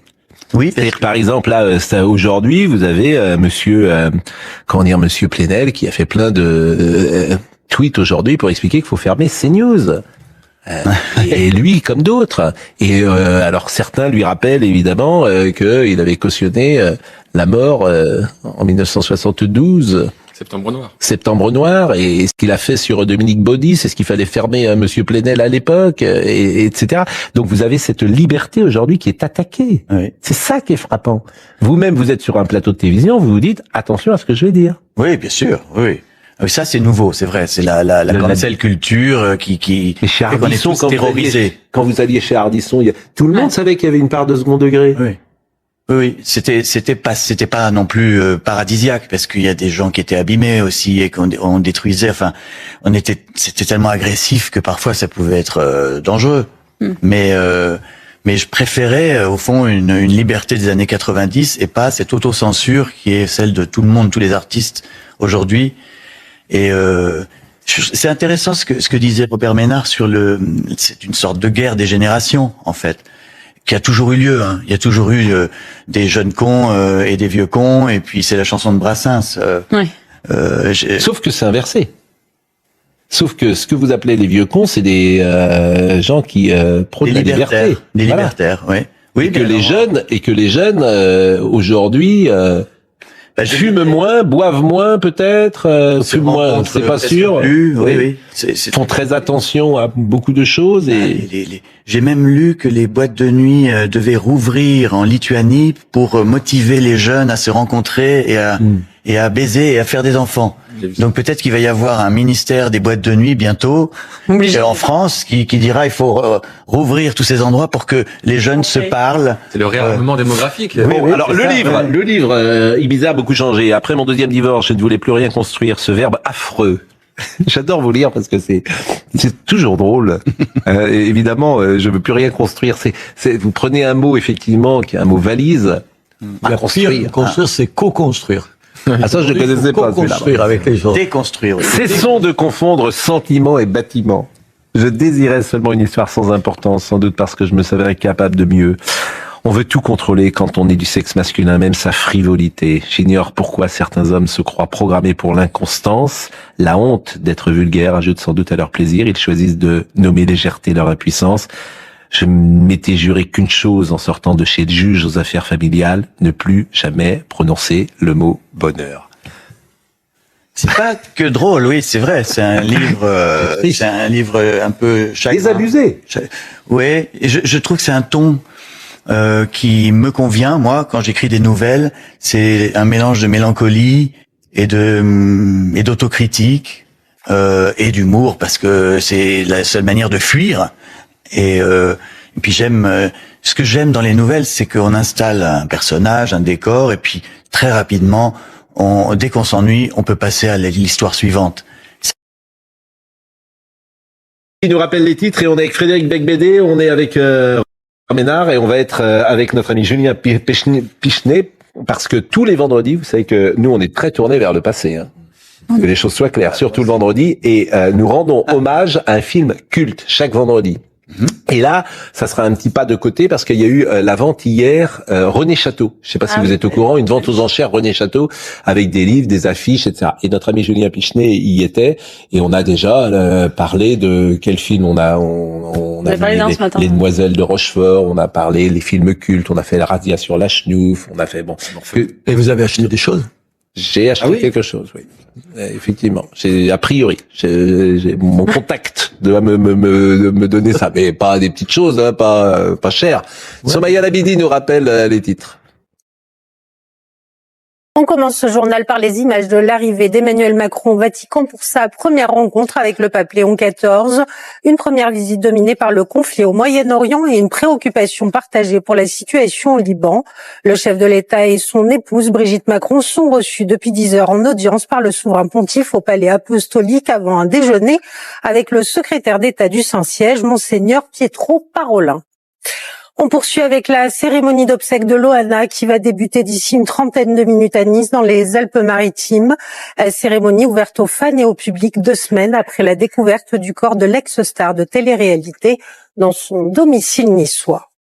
Et puis après sa mise en retrait de la vie parlementaire suite au lynchage mortel de Quentin Derenque à Lyon par des membres de la jeune garde qu'il a créée, l'insoumis Raphaël Arnaud explique n'avoir jamais pensé à démissionner de son poste de député.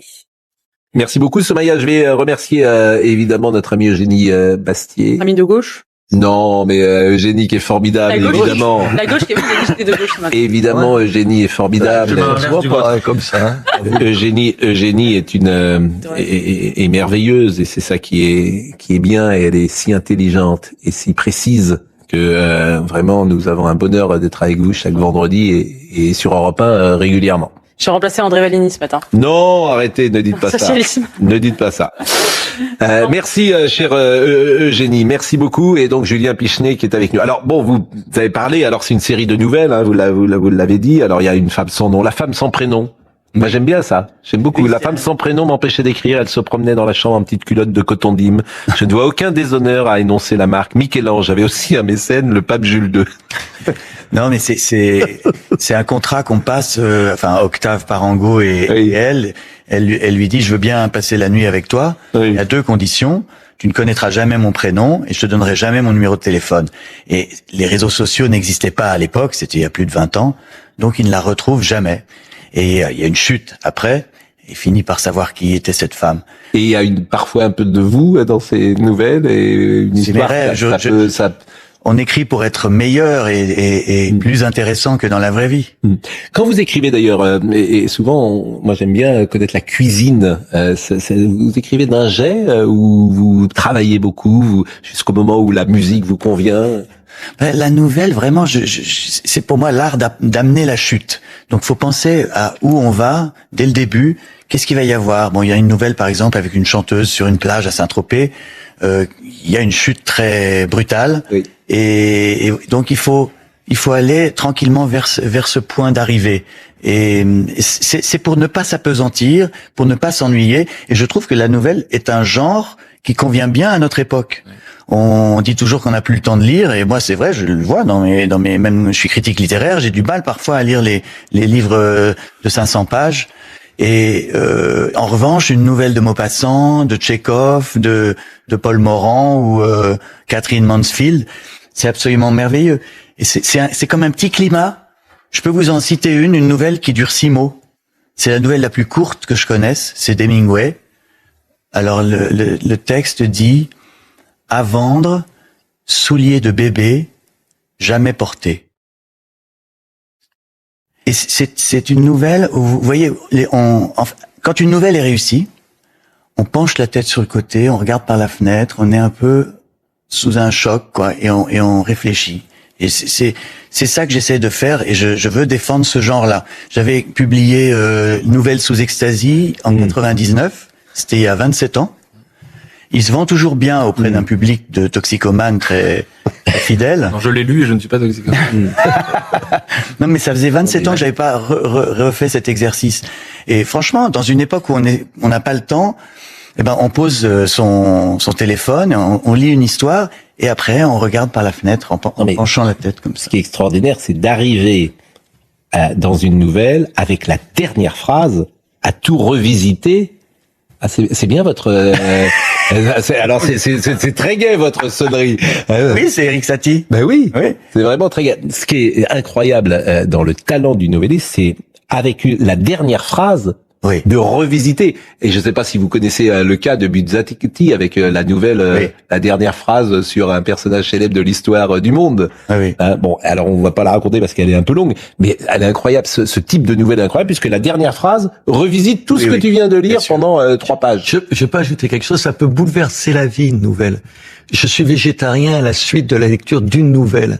J'ai fermé la nouvelle de 5 pages. Depuis, je n'ai plus jamais manger une viande alors que ça me coûte tous les jours. Et c'est que, donnez-nous cette... Il y a la référence dans le livre, c'est de Michel Picmal, un de mes amis, qui écrit des livres pour enfants et qui écrit aussi des nouvelles. Et ça, cette nouvelle, elle a changé ma vie. Il y a 6 pages qui ont changé ma vie. Donc, il y a vos thèmes, évidemment, dans ce livre. Frédéric Beigbeder, Ibiza a beaucoup changé vos thèmes. Et parmi vos thèmes, le donjuanisme. Bon, ça, vous en avez beaucoup parlé, évidemment. Et vous-même, quand vous aviez 20 ans, j'imagine que François Mitterrand disait les avoir toutes.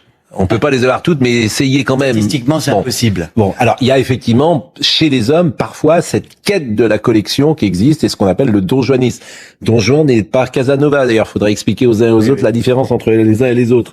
Bon, et l'amour est un château de cartes cérébrales destiné à vendre des livres aux midinettes, refusant d'assumer leur nymphomanie. Cette phrase je vais la relire. Hein. L'amour est un château de cartes cérébrales destiné à vendre des livres aux midinettes, refusant d'assumer leur nymphomanie. La naissance de l'amour chez l'homme hétérosexuel ne s'explique que par la fatigue de courir les jupons. Le sentiment naît toujours d'une lassitude du donjuanisme. On aime pour cesser de cavaler. Bref, tout romantique cache un paresseux de la bite. Je vous remercie de lire le passage le plus embarrassant du livre. Oui, disons que quand on tombe amoureux, c'est pour renoncer à cette course infernale et frénétique qui rend fou. Donc c'est merveilleux, c'est le moment où justement le romantique sauve le vulgaire playboy. Et oui, il y a beaucoup de nouvelles sur des rencontres, précisément parce que ce sont de beaux souvenirs et que je trouve quand un homme, flirte ou badine, converse avec une femme pour la séduire, il est à la fois ridicule et magnifique. Et ça donne toujours. Il est ridicule passé à un certain âge, parce que quand t'as 20 ans, 25 ans, 30 ans, ok, mais à votre âge, à notre âge, par exemple. Oui. Il y a un moment, c'est plus possible. On est d'accord, vous n'y croiriez plus vous-même. C'est ridicule. C'est-à-dire que vous vous entendriez en train de parler, dire les choses. Il y a un moment, ça s'arrête. Oui. Ce rapport de donjuanisme ou de séduction, ça s'arrête parce que ça n'a plus de sens. Vous n'y croyez plus vous-même. Ah ben moi, je suis un don Juan au chômage. Hein. Parce que vous avez rencontré l'amour. 16 ans. Oui. Mais ces nouvelles-là qui se passent dans les années. Mais est-ce que vous regrettez quand même justement ce ton, cette fraîcheur qui était la vôtre quand vous aviez 20 ou 25 ans, de croire encore à justement la conversation amoureuse? On en revient à notre question de départ sur la guerre des générations. Je ne sais pas comment ça se passe aujourd'hui. Il paraît que la natalité baisse, que les boîtes de nuit sont vides, que les jeunes ne se rencontrent qu'à domicile, boivent moins, et donc c'est peut-être compliqué pour des rapprochements véritables. Je m'inquiète pour eux, mais peut-être que j'ai tort. Ils se débrouillent autrement. Toujours la débrouillardise. Bon, Julien Pichenet, je ne sais pas si vous connaissez Julien, vous sur Europe 1. Julien est un passionné XXL de cinéma français de toutes les époques. Nous sommes d'accord. Et notamment les époques de René Château, effectivement. Exactement. Et là, il 50 ans même. Voilà. Et on voulait parce que hier il y a donc eu la vente René Château. extraordinaire avec des photos, avec des affiches de films et puis du Belmondo, parce que René Château était très ami avec Jean-Paul Belmondo, dont on célébrait hier d'ailleurs le 93e anniversaire. Il est né le 9 avril. Et je crois que vous nous avez apporté deux, trois éléments de Belmondo. Et puis évidemment, quelques infos, mais déjà tout d'abord, c'est presque hallucinant. Générique avant. Générique. Regardez le générique de notre séquence va vous rappeler quelque chose. Écoutez. Ah, la séquence du spectateur. Nous avons les mêmes souvenirs. Oui. Notre génération, comme il y avait que 2 chaînes, en fait, on a regardé les mêmes choses. Catherine Langeais, au même moment, c'était le dimanche, à 12h, 12h30, il y avait 3 extraits, 3 fois 10 minutes. Oui. Et c'était la séquence du spectateur. Vous êtes de la même année quasiment tous les deux, hein, il me semble. Hein, à peu près. 64, 65. 65. À peu près. Ouais, c'est ça. Déjà, c'est hallucinant de se dire que René Château, enfin la collection de René Château, ait été vendue aux enchères, parce que c'est la plus riche du monde concernant le cinéma, d'après les spécialistes. Objets, livres, photos, évidemment même des cassettes VHS, parce qu'il y a toujours des gens qui collectionnent des cassettes VHS. Elles sont magnifiques avec ces jaquettes formidables et ces affiches formidables. Mais il n'avait pas d'enfant et sa femme voulait se débarrasser de cette collection qui représente une fortune. Donc c'était hier à l'hôtel Milon qui a mis en vente donc 600 lots. Il y aura d'autres ventes, hein, Pascal. Hein, si vous avez raté hier ce que vous vouliez acquérir, il y aura une autre vente en septembre. Mais déjà, je vous propose, parce que c'était le roi de la VHS, René Château, on avait tous des cassettes René Château à la maison. Je vous propose de regarder, alors qu'on voit quelques images de l'exposition qui a été faite avant la vente hier. Je vous propose de revoir le générique René Château, parce que avec la musique de Strauss, ça met quand même les frissons. Si, c'est Richard Strauss. Ah ouais. Richard Strauss. Ouais. Mais c'est vrai que ça met c'est un peu pompier, mais c'est vrai. Ouais. Ah oui. Même les poils. C'était la 5 d'ailleurs. Il avait repris ça aussi. Le journal de la 5 de Guillaume Durand avait cela. Et c'est vrai, vous le disiez, Pascal, son nom est associé à celui de Belmondo, parce qu'il l'avait rencontré alors qu'il avait une vingtaine d'années sur le tournage de Pierrot le Fou en 65 pour l'interviewer, puis ils sont devenus très amis, c'est devenu son attaché de presse, etc. Et c'est lui qui a révolutionné l'affiche de films de cinéma en décidant en 75 pour la sortie de Peur sur la ville précisément, voilà, de mettre le nom de Belmondo en énorme. Là, il est encore assez petit par rapport à ce qui deviendra les années suivantes avec Le Marginal, Le Solitaire, Le Professionnel, mais voilà, ça on n'avait jamais vu ça, un nom aussi gros comme ça et qui est presque écrasant. Voilà, donc c'est l'affiche de Peur sur la ville qui est magnifique. Je vous propose d'ailleurs un petit extrait parce que c'est vraiment avec Jean-François Balmer qui joue avec un de ses premiers rôles. Alors là, vous verrez pas Jean-François Balmer, mais vous verrez avec Charles Denner qui est formidable. Voilà, mais vous verrez que Belmondo. Minos, un acteur italien. Regardez cette scène que tout le monde connaît, l'une des scènes fortes de Peur sur la ville, qui représente parfaitement l'ambiance René Château. 40 ans, bien sûr, on connaît la légende Belmondo avec Rémi Julienne. C'est un film, vous l'avez dit, de 75, sorti en 75. Mais ce qui est formidable, c'est que cette promenade sur le pont Bir Hakeim aujourd'hui porte le nom de Jean-Paul Belmondo. Exactement, promenade Belmondo, exactement. Sous les rails du métro, donc c'est assez émouvant. Donc voilà, il est devenu l'attaché de presse de Belmondo. D'ailleurs, il y a une photo de Belmondo et voilà une des photos de Belmondo avec René Château qui est à gauche, dont on connaît assez peu le visage, qui s'est vendu hier 600 € par exemple, 6 000 €, pardon. Donc c'est monté, les prix sont montés. Vraiment. Une photo de Belmondo 6 000 €. Oui, mais avec une dédicace dessus. Bah non, les enchères sont montées très très vite hier.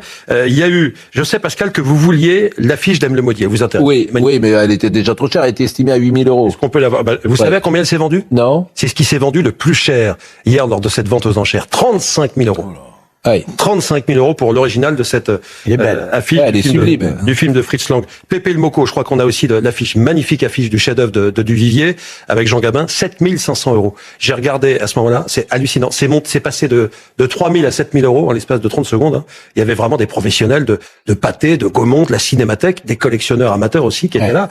Et c'était vraiment, ils avaient jamais vu autant de monde, hein, ou en tout cas pas depuis longtemps à l'hôtel Milon. Donc et j'ai appris que l'image de Flic ou Voyou où on voit Belmondo avec la casquette, en fait, c'est pas du tout dans Flic ou Voyou, c'est René Château qui avait sorti cette photo de Borsalino. Et personne ne s'est rendu compte que la photo qui illustrait, que vous connaissez par cœur, la photo de l'affiche de Flic ou Voyou, c'est une photo de Borsalino. Elle est pas du tout issue du film en question. Bien sûr, et c'est dans le sujet qu'on a montré hier. Encore un petit extrait parce que René Château, comment il a fait fortune, comment il a commencé à faire fortune, c'est avec Bruce Lee et avec La Fureur du Dragon, parce que personne n'y croyait, ça intéressait personne, surtout pas en Europe et en France. Et lui, il sentait que ça pouvait être quelque chose d'incroyable. Et vous voulez nous montrer du Bruce Lee? Mais 10 secondes, Pascal, parce que ça me fait plaisir dans votre émission. Là, franchement, c'est mon petit plaisir personnel. Avec les Norris en plus qui nous écoutent. Moi, c'était pas mon truc quand vous aimiez ces films-là quand vous aviez avant. Regardez, juste 10 secondes, Pascal. les bruitages quand même. Mais bon, par exemple avec votre fille, est-ce que vous partagez, vous aimez le cinéma français? On y va tous les deux. Bon. Et quand elle aime un film, en général, je vais l'aimer. Mais est-ce que vous partagez des films anciens, des films de Sautet, des films de Truffaut, des films de Lelouch? Et vous l'avez mal élevé, votre fille. Vous allez vous en occuper. Mais moi, mes enfants, ils adorent Lelouch. Mes enfants, ils adorent Sautet, franchement. Mais César et Rosalie, les Demoiselles de Rochefort, c'est un film culte dans la maison. Eh ouais, mais vous êtes exemplaire. Non, pas, oh là là, ne dites jamais ça. Non, mais ces films-là, ils sont allés. Alors, et d'ailleurs, c'est drôle parce qu'elles ont parfois un goût un peu ancien de ce point de vue-là. Mais c'est vrai qu'il y a des Lelouch qui sont formidables. Mais peut-être que vous n'aviez pas le temps ou la même passion que d'autres peuvent avoir pour ce cinéma. Avez-vous Voilà. Vous êtes un cas à part là quand même. Hein. Mais César, écoutez, je suis un cas à part. César et Rosalie. Non, mais moi ils sont trop petits là. Ils ont 7 ans et 10 ans. Ouais. Par contre, le Cornio, ça a très bien marché. Ah ben les deux filles, ça marche, c'est extraordinaire. Vous avez des enfants de 7 et 10 ans. Ouais. Alors que vous avez mon âge. Oui. Et alors? J'ai une fille qui a 26 ans aussi. Oui. Et alors, vous trouvez que c'est bien? Et ben c'est merveilleux. Ouais. J'ai enfin un sens à ma vie. Ce livre, c'est l'histoire d'un type paumé, mais parce que c'est des nouvelles qui datent d'avant. Maintenant, je crois qu'il faut avoir des enfants après 50 ans. Je crois qu'on devrait interdire aux hommes d'avoir des enfants avant 50 ans. Voilà. Tellement ils sont cons. Ouais, on n'est pas prêt. On n'est pas prêt. Moi, mon fils aîné a plus de 50 ans. Honnêtement, t'es plus le même, quoi. T'es stupide à 20 ans. Oui, mais alors ça je parle pour les garçons. Ça, les jeunes femmes qui nous écoutent disent que avec ce système-là, toutes les femmes auraient des vieux maris. Oui, c'est un des privilèges des garçons. Oui, je suis d'accord avec vous, mais vous imposez aux femmes de 25-30 ans de vivre avec un homme qui a 20 ans ou 30 plus. Je rien du tout. Je vous dis mon expérience. Si vous voulez interdire, mais c'était une formule. Bien sûr. On est plus disponible. On est moins. Les ambitions sont derrière nous. On connaît les priorités. Bon, voilà. Et on s'occupe mieux des enfants à partir d'un certain âge. Bon. Je crois. Et puis là, ce qui est bien, c'est qu'il y a beaucoup de femmes qui peuvent nous répondre sur ce plateau. Puisque Eugénie est partie, Somaya est partie. Je le dis, il y a eu quand même quelques femmes qui sont passées sur ce plateau depuis tout à l'heure. C'est le hasard, hein, bien évidemment, parce que on ne savait pas pourquoi on faisait toutes ces choses, mais on ne se posait pas la question. C'était la vie normale du XXe siècle. Pour s'évader de notre prison, on roulait dans des voitures à pétrole vers le sud, l'Espagne, l'Italie ou la Grèce. Parfois, la voiture ne roulait pas. Il y en avait tellement qu'on ne pouvait plus avancer. Alors on klaxonnait, on descendait du véhicule pour se battre avec d'autres automobilistes. On se donnait des coups de poing avant de se réconcilier en buvant du vin rouge. La différence entre le XXe siècle et le XXIe siècle, c'est que le XXe siècle cherchait toujours à réduire les distances, alors que le XXIe ne fait que les augmenter. Moi, je trouve que c'est beau. Et vraiment, Frédéric Beigbeder, Ibiza a beaucoup changé. C'est chez Albin Michel et c'est une série de nouvelles et c'est du pur Beigbeder. C'est vrai qu'on vous suit depuis. Vous avez un talent fou, quoi. Vous avez beaucoup de talent, même la moindre chronique que vous écrivez, on reconnaît votre style. Voilà, c'est un mélange de, comme vous l'avez dit, de mélancolie, d'énergie, d'intelligence, de drôlerie, parfois quelque chose de désenchanté un peu. C'est formidable. Il faut pas l'interrompre quand il parle comme ça, hein. Il faut le laisser parler. Mais non, mais Brigitte Millot, c'est demain et c'est consacré à quoi, Marine Lançon? Brigitte Millot, demain, aux allergies. Ce que je conseille à tout le monde, mais à tout le monde, et même si vous n'êtes pas allergique, vous pouvez très bien devenir allergique, c'est ce qu'on a dit. Soit avoir quelqu'un qui fait une crise allergique, soit devenir allergique. T'as dit qu'on pouvait du jour au lendemain. Voilà. Ou même recevoir des amis, des proches qui eux sont allergiques. Avoir des enfants. C'est un stylo qui contient une substance qui est quasiment l'antidote de celles qui provoquent les allergies. Tout à l'heure, je t'ai dit avec l'histamine, les substances inflammatoires, les vaisseaux se dilatent, les bronches se resserrent. Là, ça fait tout le contraire. Ça resserre les vaisseaux, ça ouvre les bronches. Donc, il faut se piquer. Mais c'est une urgence. Mais non, faut pas avoir peur. Tout est écrit dessus. Il y a écrit où est l'aiguille. Oui, mais dans la panique, non, mais votre pharmacien vous expliquera comment ça fonctionne. Il faut savoir où il est aussi. Il faut savoir où il est, ça c'est vrai. Et il faut pas hésiter à piquer. Ça c'est vraiment quelque chose que tout le monde devrait avoir chez soi. Voilà ce que tous les pères et les mères, parce qu'on n'a pas parlé de la mère de Clara. Ça se passe mieux, vous trouvez, avec elle qu'avec vous? Elle a pas les mêmes rapports avec sa fille que j'ai avec elle. Mais moi, j'aime passionnément ma femme. Non, mais c'est bien. Bah oui. Être à Clara. Robert Ménard. Je suis d'accord avec ce que vous avez dit. À un moment donné, on rencontre la femme de sa vie et ça change tout. Absolument tout. C'est vrai. nous débarrasse de toutes les autres. Ouais. Je sais pas si le mot est... En réalité, c'est vrai. C'est vrai, vous avez raison. Vous avez raison. Lettre à Clara, Robert Ménard, et puis Frédéric Becbédé. Ibiza a beaucoup changé, c'est chez Albin Michel. Vous vivez à Biarritz, quoi. Vous vivez pas à Biarritz d'ailleurs, à Guétari. Plus au sud maintenant, à Hendaye. Ah oui, mais vous changez sans arrêt de maison. Je suis au bout de ma rue, il y a l'Espagne. Et ça, franchement, c'est un luxe. Mais Hendaye, c'est formidable. La plage d'Hendaye, elle est sublime. Elle est belle, elle est très longue. Espagne, Fontarabie, et je me dis, tiens, je vais aller déjeuner en Espagne. Jean-Marc Lelouch était avec nous à la réalisation, Ludovic Liébar était à la vision, merci à Jeff Couvlar, Nicolas Nissim, Marie Falicon, Liam Giggs, Magdalena Dervich était là à la programmation cette semaine, évidemment Marine Lançon, Héloïse Tertrais, toutes ces émissions sont retrouvées sur cnews.fr. Merci d'avoir été avec nous, d'avoir passé cette semaine avec nous. Ce soir ce sera le camarade Elliot Deval. Dans une seconde, qui est là? C'est Anthony Favolli, et nous on se retrouve lundi. Bon week-end.